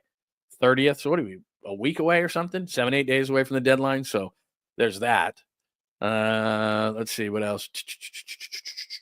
Andre didn't want to go to the Kings mid 2010s. Shocking. Yeah. Imagine that. And I think the Kings, if I'm not wrong, and I can go back and look this up, but if I'm not wrong, the Kings actually had a bigger deal on the table for Andre. And he was like, yeah, I'm good. There is interesting stuff up there in terms of their point guard up in Sacramento. So I don't know. I think San Antonio would be a perfect fit for him, but what are you going to get back? And that might be something for the Kings. I mean, I say this all the time, 90% of the time when you get the best player in a trade, you're going to win said trade. So if I was Sacramento, I get it. De'Aaron Fox and the Kings aren't getting along right now, but I would do everything I could to try to fix that relationship. I think, you're getting 3 or 4 players, you're getting a bunch of picks. Maybe that works out. Most times it doesn't. All right, let's go to, I'm very hesitant to do this, to be completely honest with you, because I don't want people to leave in droves. I want you to stay. Please stay. It is John Lund Unleashed. JohnLundUnleashed.com. Please make sure that you're subscribing to the channel as well at John Lund Unleashed Pod. We do the daily show 8 a.m. Pacific time, Monday through Friday. 10 a.m. on Saturdays is when we do it, and when news breaks, and we do stories of the day and all sorts of stuff like that. So stay up to date on the YouTube channel at John Lund Unleashed Pod, and you're watching on X and Instagram right now. Much appreciated your attendance as far as that goes. All right, let's go to, I am hesitant, but I'll do it. Let's go to a little bit of baseball talk, only because there was a story yesterday with the Giants that I want to get to. Where the heck is it? No, there it is right there. So the Rogers twins are no longer together. They found a taker for half, Andrew Baggerly says, of Taylor Rogers' $12 million salary. Here's the part that pisses you off. It does not sound as if they are clearing space for another roster investment. So they're going to save $6 million of the $12 million. So they're going to eat some money for Taylor Rogers. And Tyler Rogers has amazingly been effective, but Tyler Rogers last year, Taylor Rogers was really effective last year. Had a sub-3 ERA coming from the left side. He wasn't bad. 34 years old, I understand. And the thought process, according to Andrew Baggerly, for them getting rid of Taylor Rogers is they believe that they have young arms in the pen that they want to see. Okay, we'll see. What I think is they want to save another $6 million, and that's just a way to do it. They were probably looking for a taker the entire offseason, and lots of teams, what they'll do right before spring training, which is where we are, is they'll take an evaluation of where they are. Are we missing a piece? Do we need somebody? Taylor Rogers actually has reverse split, so he's better against righties than lefties, even though he's a lefty. So Cincinnati probably said, okay, and that's not a major market team. Cincinnati said, okay, we'll take on the $6 million if you'll eat $6 million, and we'll get ourselves Taylor Rogers. So as we sit at this moment, they don't have a better arm than Taylor Rogers coming out of the bullpen, and they're going to save themselves $6 million. So look, I could be 100% wrong, 100% wrong, but I don't think they have a better arm than Taylor Rogers. They're saving $6 million. You don't see a team like the Dodgers doing that. You don't see any of the major teams fighting for playoff spots doing that. They're not getting rid of effective relievers to save themselves $6 million. So first and foremost, you probably had the same reaction I did, which is here are the Giants being cheap again. So maybe that's what I'm thinking. That's what I'm thinking. I don't know if that's the case. We'll see. I was going to say I'll give them the benefit of the doubt, but they honestly don't deserve it. So then I did that on top of this. Keith Law is not the judge, jury, and executioner when it comes to grading farm systems, but he's better than I am at it. And we've talked about the Giants farm system, and he came out with the farm system rankings today in The Athletic. And they're 26th, according to Keith Law. And he says the following: they've had a lot of first-round draft misses. Bart, Bishop, Bednar, and probably, and this is kind of depressing, Reggie Crawford. I think Crawford's hurt. Remember, he was a two-way guy, and then he looked pretty good throwing the baseball, and then I don't know what's going on with him now. But he says it's killed the system, to be completely candid. They've had some modest draft wins: Patrick Bailey, Hayden Birdsong, Tyler Fitzgerald, to name a few. But it's hard to build a system when you miss in the first round more than you hit, blah, blah, blah, blah, blah. Even the guys that he says are wins, Patrick Bailey is a defense-first catcher, and I don't say he's bad. I'm just saying you better get better offense around him if you're going to have just a defense-first catcher. And he's had his moments hitting, but he's probably going to just be a defensive-first guy. Hayden Birdsong, I have a lot of hope for, and I really like Hayden Birdsong, and we had him on the patio last year with KNBR, and he's a very mature kid. I like him a lot. Tyler Fitzgerald had some really good moments last year, and he's slated to play second base, but he is by no means a slam dunk. So even the players that Law is saying are wins, Bailey, Birdsong, and Fitzgerald, are not guys that you say every single day are going to be great. Now, Bailey defensively you do. Birdsong's a question. Fitzgerald's a question. And as he said, they missed on a lot of first-round picks. So they're 26th in farm system. There is no mention of some reliever that's going to come out of nowhere. And by the way, they really love X guy's reliever or arm out of the bullpen. So I don't know where this guy that's going to replace Taylor Rogers is. I think he's just going to be cheaper. And then the worst part of it is you go to the Dodgers, and remember the other day we were going on this, I wouldn't call it a rant, but we were talking the other day about how Larry Baer came out and said, well, we can't be the Dodgers. We can't look at them. Okay, yeah, don't be the Dodgers. Definitely don't be the Dodgers, because on the field they're kicking your ass. And then here they have, according to Keith Law, the third best farm system in baseball. I don't know how they do it. I don't. They spend the most money. They get all the players. They have a great Japanese pipeline. They do well internationally.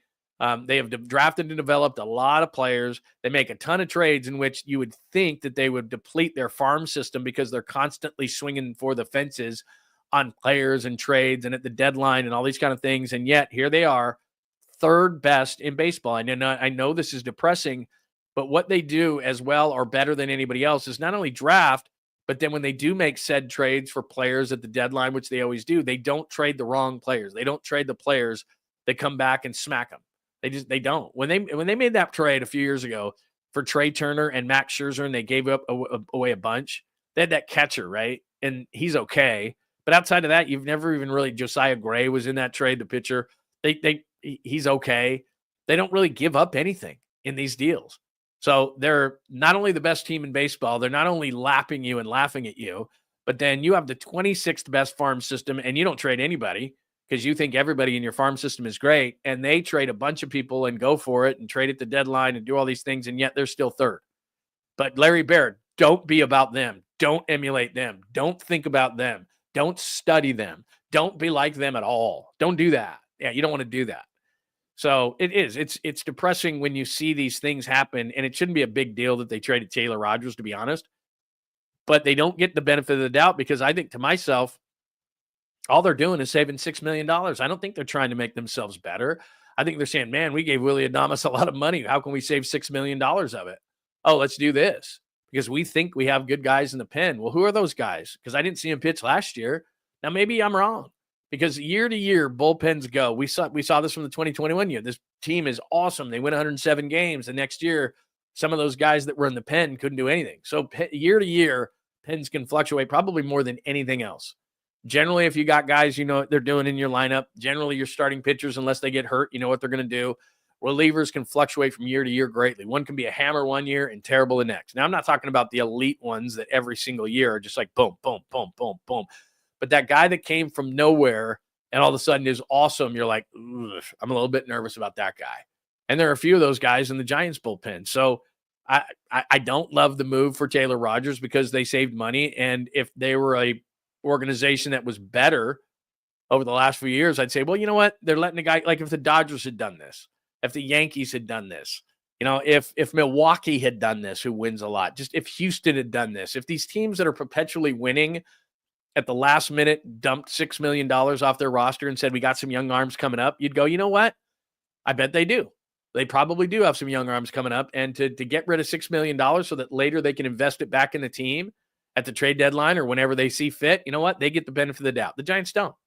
Giants don't get the benefit of the doubt when they dump a guy who was pretty effective last year and they save $6 million. The first thing that goes across your mind as a Giants fan is they're doing this to save $6 million. They don't have some fantasy young pitcher that they're going to put in his place. I think they're lying about it. I don't think they have that guy.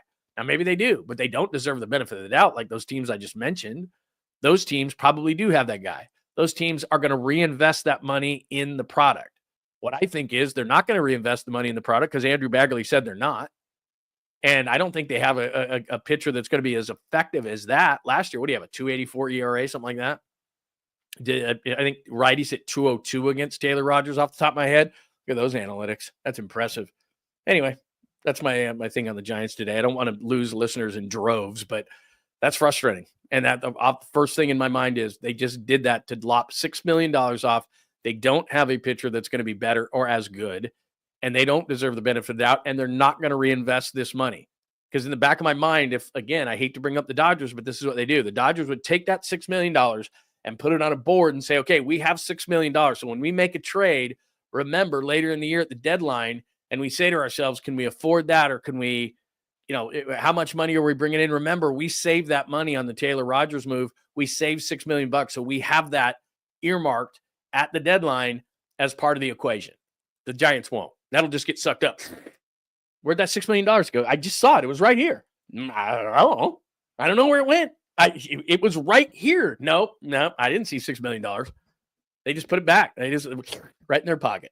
Meanwhile, a lot of good teams will reinvest that money, put it on a board and say, okay, we'll reinvest that money later, that $6 million. Now the Giants, lunch, $6 million. We got to go eat. I mean, that's what they'll do. This is totally random from anywhere just because of, well, let me see. Let me go to the board again. Episode 45, market equals money. We did that. I think it's D-line. I think that's what the Niners are going to do in the draft. We went over that. Position ranks. We went over that. Long conversation about the Warriors getting the win over Oklahoma City, despite the fact that Shai Gilgeous-Alexander went off for 52, 31 in the first half. We gave love to Andrew Wiggins, Butler latest. I'm not giving up Wiggins for Butler. That's ridiculous. The only way I want Jimmy Butler is for free. Boring deadline. That's because Bobby Marks on ESPN said the trade he sees is maybe a second-round pick for Kevon Looney with Detroit. Don't like that. No doubt Iggy means, are you kidding me? Of course his number deserves to be in the rafters. He was the first one to say, you know what? I want to play for the Warriors. Nobody did that back then. Rodgers, we just got done on that. Won't spend it. We got done on that. Farm ranks, I just showed you, depressing. The Giants are 26. The Dodgers somehow are still third. So that's where we are on the board today. Before I go down memory lane and tell you what I think is going to be a high-quality story in just a second, let me see here. I hate this new Boris game. I'm pissed that Pete hasn't found a home. Yeah, you're talking about Pete Alonso. I don't know where that one sits, but I do know that it's a Scott Boras client, and here we are again. I just know that. I mean, it'd be great. We've had that conversation a million times. I just don't think if he's going to play for a 1-year make-good deal that it's going to be at a ballpark like this, but I could be wrong. Toronto's been mentioned. The Angels have been mentioned. The Mets have been mentioned. Here's the thing. The only people mentioning the Giants in a Pete Alonso scenario is us, is people in the Bay Area, because you have a screaming need for first base, and everyone, hey, Pete Alonso would fit. Pete Alonso would fit. Pete Alonso would fit. He would. From a Giants perspective, from a Pete Alonso viewpoint, I'm not coming here to this ballpark for 1 year make good. I could go to a place, I could go to the Angels and hit 40 home runs and be the main guy in that lineup. And even though he probably wouldn't love playing for that team and they wouldn't win a whole lot, he could get back out on the market. He could probably get traded at the deadline, play in the postseason, make a bunch of money, hit a bunch of homers, and then get a great contract next offseason. If he comes here, he's hitting in the Grand Canyon, although I don't think that, really, to be honest. Right-handed hitters can hit home runs here, but he's not going to make a decision to come here on a 1 year. Scott Boras is not going to do that, because then he can't get a big deal next, or as big of a deal, at least in my opinion. So I get the Pete Alonso talk, and it would be cool. And from a Giants perspective, it makes a lot of sense. Actually, it doesn't, because they're not going to spend money, but it makes a lot of sense from a baseball perspective. But from a Pete Alonso perspective, from a Scott Boras perspective, I don't see it. But I could be wrong. I could be 100% wrong. Baseball talk. We haven't done that in a while. All right, here is, let me throw this out to you. And I think we're going to get a good story out of this. So all week long, as I said, so right here, we're at memory lane, followed by New Orleans, and then random. And random we just do throughout the show. But memory lane is, so this morning, I told you a little bit about this, but I wanted to expand on it. So I was looking through my phone, and I'm not even kidding you, on the cloud. I need to clean this thing out, because it just automatically, anything I take a picture of, it just goes right into the cloud. I'm sure I'm just like you, thousands and thousands and thousands and thousands of useless pictures, just useless. I'll never, but what am I going to do? Sit here and actually go through it? I don't know how I'm going to get rid of all these. But anyway, I got tons of them in this cloud. And I used to have them really well organized. I had folders that said certain times, certain events, certain things, Super Bowls. So I have, I do have, and then I don't know, over the last couple of years, I've just done a terrible job of not putting them in folders. But I thought I had a folder, and I do. It's just I didn't have time. I probably around 10 of 8, I went, oh, yeah, that's right. I want to do this memory thing in New Orleans. And so tomorrow on the show, and by the way, Papa's going to be on the show tomorrow. Greg Papa's going to be on the show tomorrow. I'm not sure how long, because he's going to do it before his 10 o'clock show tomorrow. But so anyway, we've got that going on. But we were at the Super Bowl together in New Orleans, and I have tons and tons and tons of pictures from it. And because the Super Bowl is going to be in New Orleans this year, I wanted to start to share some of those, because we're gonna tell a New Orleans story every single day. And so I start going through it, and I can't find the damn New Orleans folder, but I start going through Radio Rows, and I've told the story before of Alden Smith in New York, and that was Seattle and Denver. So what Super Bowl is that? 48, I think, because they were in it 2 years in a row. It was in New York. That was when Seattle beat Denver 43-8. And it was a sardine can in one of the Marriott hotels, the convention center. Unlike, like I said, New Orleans has got this massive convention center, as you can imagine, and you have plenty of room between each table. So New York was just a sardine can, but it was my favorite from a sense of Radio Row, because for some reason that year, the 49ers gave us just everybody, anybody and everybody. Older guys. We had Jerry Rice, and we had Ronnie Lott, and we had Joe Montana, and we had Steve Young. We had guys that were currently on the team at that point. We had Colin Kaepernick and Alden Smith, and God, we had tons of different guys. I think we had Staley on, and we had just all these different guys. So you always have like movie people and other people from other teams and all this kind of stuff. And by the way, where did that Boris thing come from? I don't know where that came from. But anyway, let me just pop that off. No offense. But I hate Boris. There we go. Okay. There we go. All right. So anyway, all these people. So we probably even though it's not that I just want to have Niners guys on from Radio Row. We had Kevin Costner on that year, by the way. And we were talking to Kevin Costner, and it was like, we wanted to talk movies with Kevin Costner. And you know what movie he had that year? Terrible. Draft Day. That's why he came on with us, now that I think about it. That was 2014. Draft Day was coming out. So he did Radio Row, which he didn't often do, but he wanted to come on sports stations because he figured the demographic was going to go out and see Draft Day, where he was the general manager of the Browns or something. Awful, awful, awful movie. Anyway, so he knew it was an awful movie because we kept asking Kevin Costner about said movie, and he wanted to bring it back to sports. So he was a big USC fan growing up, tailback U and winning Heisman trophies. And he wanted to talk to Papa about, Gary Beeman, the UCLA quarterback, versus O.J. Simpson for like the 67 Heisman or 68 Heisman or whatever it was, the one that got melted down eventually. So anyway, we'd go movie, he'd go sports, we'd go movie, he'd go sports. So it ended up being like a 30-minute interview. It was awesome. His handlers doing this kind of thing to us, wrap it up. And we just were having so much fun with Costner. We're like, well, sorry, we're just not wrapping it up. So anyway, it was a great time. Had a great time. We had tons of great guests. New York, great time, all that kind of stuff. But that was not New Orleans. So I wanted to bring this up just because I had brought up New York so many different times, and I brought up Alden Smith so many different times, and I had a great Alden Smith story that you may or may not know. And so as I was flipping through the New York photos, looking for the New Orleans photos, and not finding that folder, I found a picture of Greg and I with Alden Smith. Though that's look at my hair there. Oh my God, what is going on?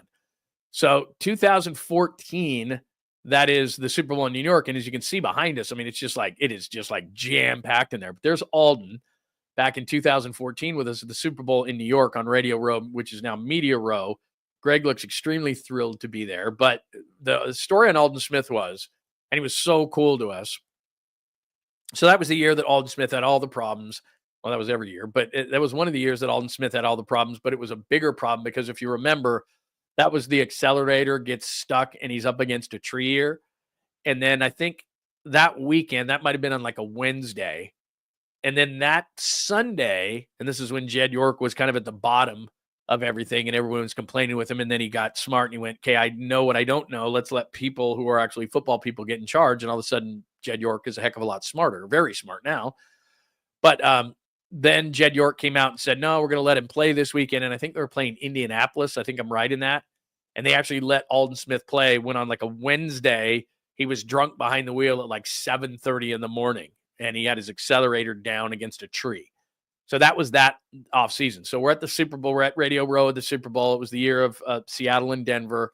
And we're in New York. And Alden comes on. And we had all these different people on. And you may have heard the story. But as I've told you before, every guest has a handler. So they have a company that they go through. It's not like Alden Smith walking around Radio Row going, who wants me? So they go on these different things. They have all these different shows they go on.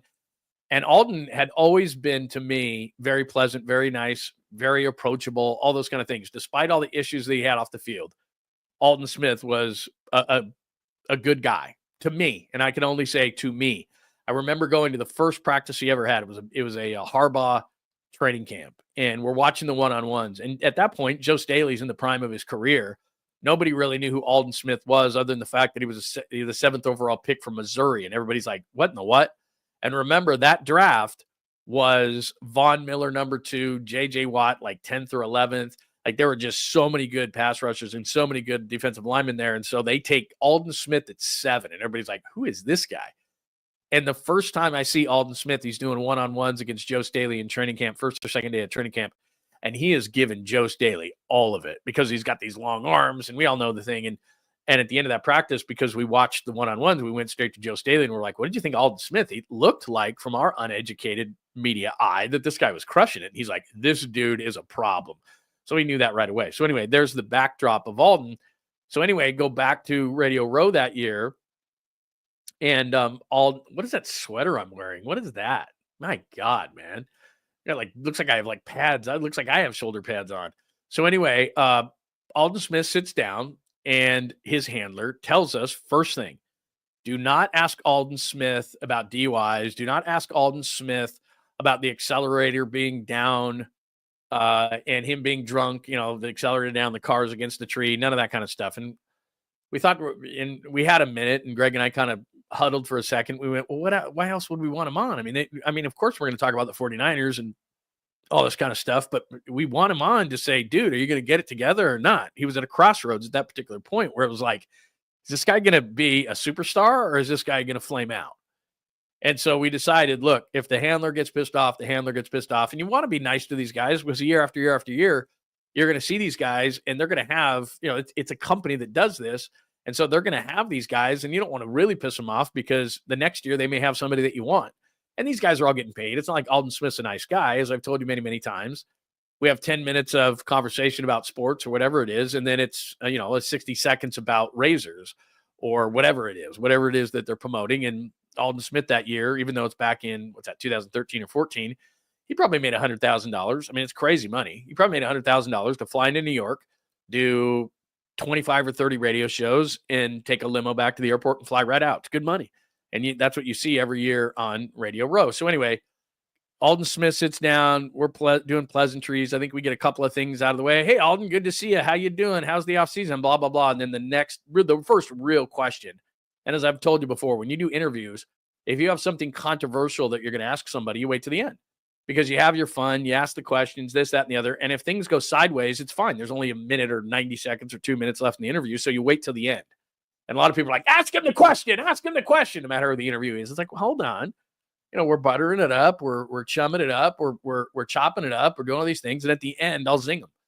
And then if things go sideways, then it's like, okay, good night, everybody. That was great to have so-and-so on. That's kind of how it works. So, but that's not what Greg does.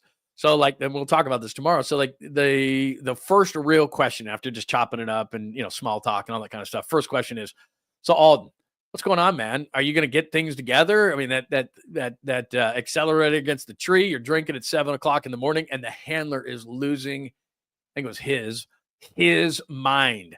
Because if they want you to stop something, they're waving. It's like an air traffic controller. They're waving their hands. No. They're giving you the cutoff sign, right? No. Don't do that. I just told you don't do that. And we can literally, because it's loud, like I told you, it's New York. So we're right next to everybody. We're sardines in a can. And you can hear the other shows. They can hear you. It's loud. We're obnoxious, loud people anyway. That's how we talk. And through my headphones and through all the sound and through all these things, I can hear, and he's coming through on the air, this handler going, no. Like he is yelling at the top of his lungs. And to Alden's credit, he puts his hand up like this, like stop. Because I think, and the handler probably thought differently, but I think Alden knew this because he was probably not getting those kind of things in the other interviews that he was doing in other places across the country, but we knew him very, very well. And Alden put up his hand and said, no. I'll answer. And he proceeded to, in a very mature way. And this is what was so wild about Alden, because he was a good guy and he was a smart guy and he was a mature guy. But then you got him around booze or outside. A lot of people are like that, and they just can't handle themselves around it. But everything else about him he was a mature, smart, well thought out guy. And he gave us great answers and explained himself and said, I need to not do that and be mature. And of course, that's not what happened. But at the time, he sat there and was great to us. And then if he had hated us, like I said, he wouldn't. That was after the interview. Like, he's like, yeah, look at, he's got a nice smile. Greg's kind of like, no, I'm faking it. I have a good smile there. Terrible clothes and hair, but still, not bad. But anyway, so I wanted to tell that story, and that's memory lane for today. And tomorrow I'll make sure that I get some New Orleans stories, and I do have tons of New Orleans stories. In fact, I need to have Krug on the show to tell New Orleans stories. We had a great time with the New Orleans stories. One I can tell off the top of my head that was the wildest thing, or not the wildest thing, but kind of a weird thing was, so we go out to dinner one night in New Orleans for the Super Bowl, and it was like the first night. And there was a group of us, and we were, and despite what everybody says, and Damon Bruce can back this up, and Larry Krueger can back this up, at the time, they were both with KMBR, and I was with 95.7. And because we were all from the Bay Area, we all hung out.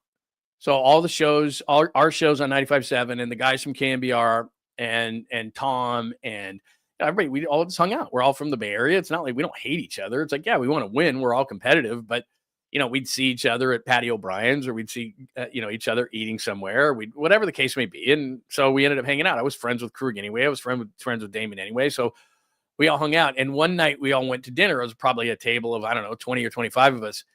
And, nobody expects anybody to buy dinner that particular night. And so you probably all know Rick Bucher. And all of a sudden, about halfway through dinner, Bucher goes, "Hey, I got this."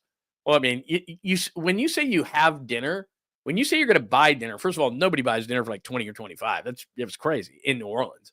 Everybody's drinking. Everybody's having a great time. And I thought to and at that time, I think he's still like the main NBA insider for ESPN, but he was also doing the afternoon show with Chris Townsend on 95.7. So he's got a couple bucks in his pocket. And so we're out on one of the nights. I don't know. It was early in the week. So it was maybe like a Monday or a Tuesday night. And when you say you're going to buy dinner for someone or a group, you say it at the end. Like when the check comes, or when dessert comes, or when after you go, hey, I got this, and you do it.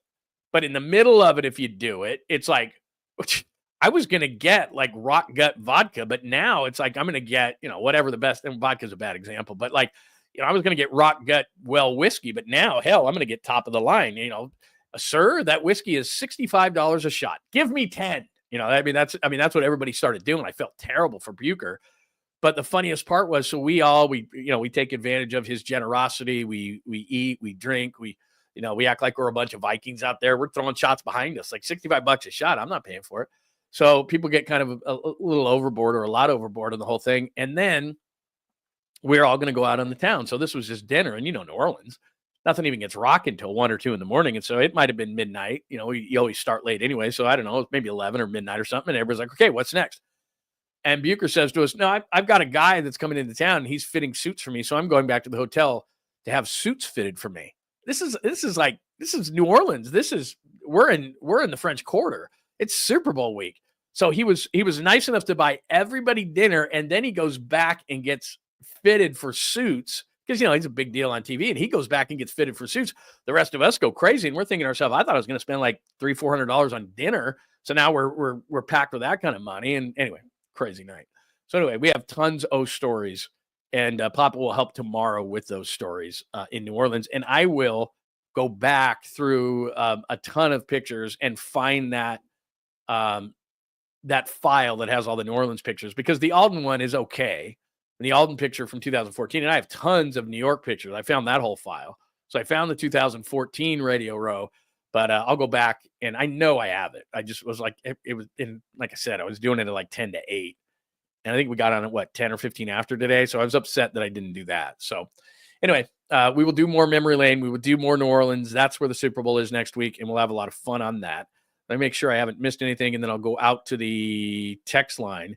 And it is John Lund Unleashed. Thanks for joining us. Check us out at johnlundunleashed.com. Please make sure that you're subscribing to the YouTube channel at John Lund Unleashed Pod. Also, make sure that you like and you have your alerts on, because we do the 8 a.m. Pacific show as long as it takes. But then we also send out all sorts of content during the day, including story of the day, a couple of shorts, if news breaks, all those things. So if you subscribe and then have your alerts on, that would be tremendous. So you get everything. And thank you for watching on Instagram and X as well. So we're on Instagram, X, and YouTube, John Lund Unleashed Pod, every single day at 8 a.m. Pacific time. And we go through it. And as you see right to my right there, we have a chalkboard in which we try to stay relatively close to it. And over the last few days, because I've been suggested by listeners and friends that I should do a better job in keeping everyone abreast of where we are, I think we've done a better job of that. But you are the ultimate decider on those kind of things. So we make sure, from a standpoint of going over things, that I haven't missed anything today that I wanted to discuss with you. I feel like I didn't do, there was one other thing that I had up here, and I can't remember what it was. If I haven't, let me see. Oh, there was one. Oh, no. I already popped that one up there. Okay. I think we're good. All right. Okay. One other thing that I definitely am going to pop up here before I go to the lines or to the chat. So let me share my screen one more time with you, because I had one other thing that we were going to talk about yesterday in a caboose pistol way. Yeah, here it is right here. Let me pop this up there on the share screen. Willing to pay $175,000 for a life-size robot friend that remembers everything about you. Would somebody do that? Would somebody be that lonely, or is that just flat creepy? I mean, look at that person. Or that's not a person. That's a thing. It's an AI robot. So what's happening right now is there are AI robots that are $175,000. It's a life-size robot friend. And then the more that it hangs around you, the more that it is going to know you. This is Melody, a life-size artificial intelligent robot designed to combat the growing epidemic of loneliness. She's not just another gadget. She represents a significant move towards creating robots that closely resemble humans in appearance and interaction. First of all, it's kind of lifelike, but it's more creepy than lifelike. Is it not? I mean, that's weird to me. That's creepy. So if, like, let's say you walk in, and I don't know if Melanie could cook or clean or massage or whatever it is, and I know what's going through your mind right now. I don't know if she can do that either. But it says right here, Melody was created with the intention of having robots that are easy to travel with. Could you imagine that, by the way? Do you have to buy a ticket for Melody? I guess if she sits in the seat, you have to. Could you imagine sitting next to someone and you look over and that's their companion? Like, I would feel sad. I would feel really sad. Nobody's traveling with Melody, okay? Melody's probably either in the bedroom or the kitchen. I mean, that's probably where people are going to put Melody. You're not going to have Melody. Maybe she's watching TV with you. Melody's not traveling. Melody's not traveling with you. That's really weird. I can't see that we're going to do that. Melody does boast an impressive array of features that enhance her functionality and user experience, realistic movements, eye tracking and object recognition, modular design that can be easily disassembled and reassembled. Well, that's nice. Melody's design supports interaction with various AI platforms, which is nice. See, that's just that's not real. I mean, it looks real to a certain extent. It almost looks like you're playing a video game, right? And she's a video game. But she's real. I would just think that was way too creepy. And then I'm not taking her in public like that. Like, look, she's in public right there. And you're walking down this, like, if you were way far away, you might think that Melody was real, but the closer you got up to her, it's like, whoa. And then the price tag would be a problem. With a price tag of $175,000, Melody is positioned as a premium product. You think? Aimed at those seeking a unique blend of companionship and technology, this investment speaks to the growing market for humanoid robots designed for personal interaction, reflecting a shift in how we view relationships in an increasingly digital world. Full-bodied robot, $175,000. Okay. Now, this is the key thing. Kurt's key takeaways. One, look at Melody and you might think she's designed for something else entirely. I know what's going through your mind. That's what most people are probably thinking at this point. Not so much companionship. Anyway, that's weird. Maybe, you know what? Maybe this is just the future, because lots of times, when the future first appears, you think to yourself, that's never going to be. That's never going to be. But look at her. Hi, honey. Glad to have you home. Keep her away from the knives. Willing to pay $175,000 for a life-size robot friend that remembers everything about you. First of all, I don't want her to remember everything about me. But that's pure creepiness to me. So there you go. I'll use that kind of as a caboose pistol-ish kind of a thing. What do you think of Melanie the robot? Do you think that is the future? Would you like that no matter how lonely you were? Like, you're extremely lonely, and let's say you have the money. Let's say that the money is not an object. $175,000 drop in a bucket, right? You got tons of money. It's not money related. Melanie's not coming outside. Melanie sure as hell's not traveling with me. I'm not putting Melody on a plane. Who's your friend there? This is Melody. Weird. I don't think that's going to catch on. I don't think it's going to, even if you want to drop, like, a lot of times too, from a technology standpoint, like, you buy a TV, right? And the TV is it's so expensive. And then the price comes down on it because it's a more common product. So when something comes out from a technology sense, it's $1 gazillion, right? The first computer was gigantic and nobody could afford it. Or the first phones, right? They were a giant brick and nobody could afford them, or nobody could afford the airtime. Like, you could have it, but if you actually used the product, it was like $500 a minute to have a cell phone. It's like, well, I can't do that. And then the prices came down and everybody has one and all those kind of things, and they've become what they've become. So let's just say, again, I'm telling you, cost is not an issue. Like, Melody gets down to, I don't know, they're saying $175,000. Let's say that she's I don't know, never gonna be 175, but let's say she's, I don't know, $1,500. I'm still not doing it. And I'm sure as hell not taking her on a vacation with me. No. I love that you picked this up out of everything. Joyce says, bangs are my friend. Law of Awe says, good morning, gang. And do I love bangs on a woman? It's good. That's a good call. I really wasn't thinking about bangs on a woman there, but I think you're right. Bangs on a woman is very attractive. Hadn't thought about that. Hadn't thought about this, Antonio. Wife swapping. Yeah, what do you do? But it's like, I've kind of had it with Melody. But again, the longer you have her, the more she's going to know about you, which is both good and bad. And her, AI, and we all know this if you're using AI at all. AI gets to know you more and more and more, and it becomes better for you. Better, I think. But anyway, yeah, like you said, Nathan, let's just throw that out the window. 175, and that's ridiculous, but that's what new technology is. Really, really expensive, right? But if we throw out the 175, is it like, hey, you just bought a ticket for 2 and you're going to Cancun? Like, she's going? Can she get sunburned? She probably can't get wet, like saltwater wise. Stop it. She probably can't get wet, like, salt water or something like that. That's probably going to screw up her circuits. What's she cost to fix? Like, you take her into the shop? Oh man, it's got to break like your car, right? Like your car breaks down. What is she going to cost? You got a technician for that? Will they come into the house so I don't have to take her out? Like she's over my shoulder? What seems to be the problem with Melody? I don't know, Di. You got to take a look at her. There's a lot of problems. All right, that's all. That's all I got today, man. What else do we have? Anything else? I'm looking through people. I know I shouldn't have brought that up. That's probably a bad thing to bring up today. Hey, there you go. I got to make sure that I'm watching these things. Thank you, Nathan. Thank you. By the way, Nathan, I believe you are our first Lund loyalist. So I'm going to give you this because I brought this up the other day, and to say that the reaction was tepid is being nice. Nathan, are you a Kings fan? I believe you're a Kings fan.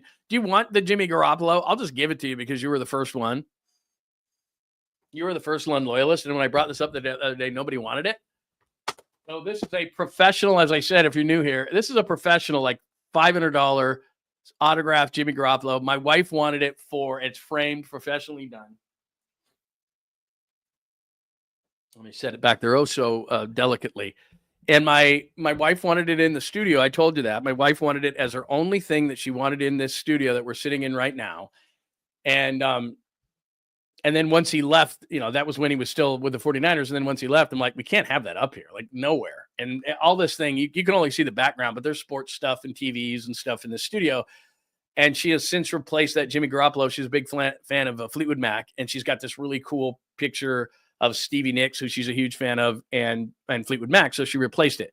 So we have nowhere for the Jimmy Garoppolo, but it's like maybe it's not $500, but it's like a $400 nicely framed autograph. So if somebody had like a 49ers like man cave or something, it would probably fit in there, although maybe you don't want him in there. I get it, but it's pretty nice. So if you want it, you were the first Lund loyalist, and I told you we're going to start giving stuff away, and I do have the hats, and we just did a reorder on them. So anybody who's a Lund loyalist is going to get hats and everything, and we're going to do all sorts of stuff like that. But that's my first one.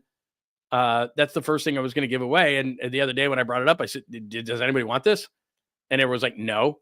And my wife was like, I think you could probably auction this off on the show. I'm like, no, we can't. We can't auction it off. Maybe someone would want it, but I don't think we can auction it off. And I know that Nathan, you were the first one to join the Lund Loyalists, so I'd like to give it to you. And like I said, that's, you might be like, what kind of thing is that? But, like I said, it's got some value to it. Somebody might want it. But if you don't want it, I totally understand. And we'll figure it out. See, same thing. That's an excuse. Don't give me that. You're like, I have a tiny house. It's not that big of a picture. You're like, I have a tiny house. Sorry. That's a great line. Sorry, I have a tiny house, man. I can't take it. Yeah, we could auction it for charity. No, it's nice. It is nice. It's, like I said, it's like a $400 professionally done autograph kind of a thing, but I know it's Jimmy Garoppolo. Oh, you're not a Kings fan. I'm sorry. I don't mean, I'm not trying to make somebody out to be something that they're not. So I don't want to do that. So anyway, let's see, what else do we have here? Anything else that I'm missing today? Yep. See, I knew that people would start going there. Good to see you, 59. Good to see you, 84. Yeah, people love bangs. I'll ask my wife today. Are bangs in, Joy? Are bangs in right now? You say bangs are my friend. Bangs go in and out, and I don't know where they are in terms of on the fashion meter right now.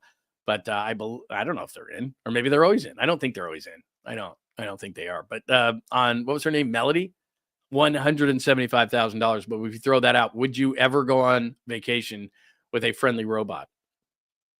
I don't think so. I don't think so at all. All right, here's what we got, and we went over everything today. We did a little football. We did a lot of Warriors Day. It was a Warriors Day. We got angry with the Giants, as we often do. We talked about memory lane a little bit. I will be much better tomorrow on memory lane. I'm going to do memory lane. There you go. We're going to do better on memory lane tomorrow because I will find those New Orleans pictures, and we'll combine memory lane with New Orleans stories. Papa's going to be on the show tomorrow. I'm not sure what time. I think early rather than late because his show starts at 10 o'clock. I don't know if you knew that, but anyway, he'll be on tomorrow. We'll talk some off season. We'll talk some New Orleans stories, some more so than the Niners stories. I bet we're going to get caught in just Super Bowl stories because him and I went to, probably covered, 15 Super Bowls. He probably was with me on 12 of those Super Bowls. So we have lots of stories. We were together on on the New Orleans Super Bowl. Like I said, I'll try to find some of those pictures from the New Orleans Super Bowl, because then as we're telling the stories, we'll be able to kind of pop some pictures up on the screen. So I will make sure that I find. You were the second member to join? I didn't know that. I thought you were the first member. All right.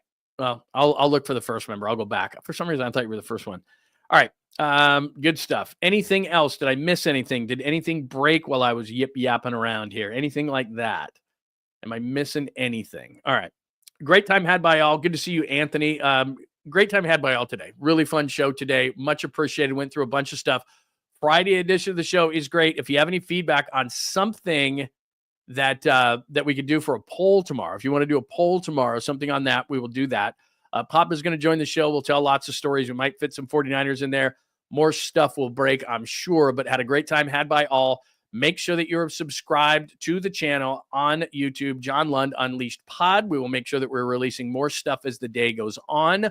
Also, johnlundunleashed.com. We'll put a story of the day together and write something as we did yesterday. And I really think, by the way, let me just pop this up one more time and share the screen with you. We went through that. I want to share this with you. I like this piece. It's short, so it won't take you long. Watch the video, which is only about 2 minutes. Sorry, there are no scripts or conspiracies when it comes to who wins in the NFL. And it went through the markets and everything like that. That's at johnlundunleashed.com. So you can check that out. We do a blog every day. And let me see. No, I can't move to different parts, but you can. Oh, yeah, I can. Okay. Meet your host. Meet your host. Dun, dun, dun, dun, dun, dun. That's Jetsons. The latest YouTube show is up there. The latest podcasts are up there. And if you click on these, you can actually see all the YouTube shows and all this. So it's not only the front page. So, for example, if you click on the YouTube one, see, there's what's going on right now. And then it has all the stuff that we've done on YouTube all in one place. Same thing on the podcasts, all in one place. We put those up there and you can download them and everything like that. And then, come on, internet, go faster. And then same thing with the blog posts. So you can see all the blog posts there, and it just makes everything easy for you. So I don't have to tell you to go to 50 different places. So there's the blog posts and all that kind of stuff. And is all in one place, johnlundunleashed.com. So you can check all those things out online in addition to the show itself. So there you go. I have a tiny house. I love that part. All right. Thank you so much. Wait a minute. I absolutely, positively have to get things, especially when you say nice things like that, Jason. Jason's been around for a long time, and I appreciate it. Jason Gallion, $10. Great stuff today. Best show out there. I can't tell you how much that means to me. Thank you. We work hard on the show, and most days I think we get it right, Jason. Some days we don't. We don't hit it out of the park every time, but I think that we're doing a better job than most. And I'm not just saying this. The community that we're building is really, really cool. And the people that come in every single day. And if you're new here, make sure that you tell us that you're new around here, because if you are new, we have a lot of fun every single day. We talk about a lot of different things. It's kind of a variety show. It's not just Niners. It's not just Warriors. It's not just Giants. It's not just local sports. It's national stuff. And we try to do it from an objective standpoint, and we try to have a lot of fun, and we try to put sports in their proper perspective. It's important to a lot of people. We are passionate about sports, but you know what? There's a lot going on in life. And I think a lot of people just like to come in and have fun and laugh and know that there's not a bunch of jackasses sitting in here bullying or doing whatever they want to, whatever they say and whatever they do, because if they do, we get them out of here, and we just like to have fun. So appreciate everybody for coming in. I like to make sure that I say that every couple of shows, because if I'm sitting in here just blabbing to myself, I can do that, as you clearly know I could, but I don't like to do that. And the show is only as good as what the people are that are in the room. So I appreciate everybody doing that. And thank you, Jason. It means a ton to me that you would contribute to the show in that way and say what you said. So thank you so much for that. All right, everybody have a great day today. It is Thursday. Friday show is even going to be better than today. JohnLundUnleashed.com. John Lund on the YouTube. John Lund Unleashed Pod. Thank you for watching on X. Thank you for watching on Instagram. Everybody have a great Thursday. We will talk to you later today, and for sure tomorrow at 8 a.m. Pacific right here. Thanks for hanging out with John Lund Unleashed. We'll try to be better next time, though I wouldn't hold my breath. Please like and subscribe on the John Lund Unleashed Pod YouTube channel. Watch live shows weekdays at 8 a.m. on YouTube, Instagram, and X. And make sure to have your alerts on for shows throughout the day or night. All things Lund can be found at johnlundunleashed.com. johnlundunleashed.com. Goodbye!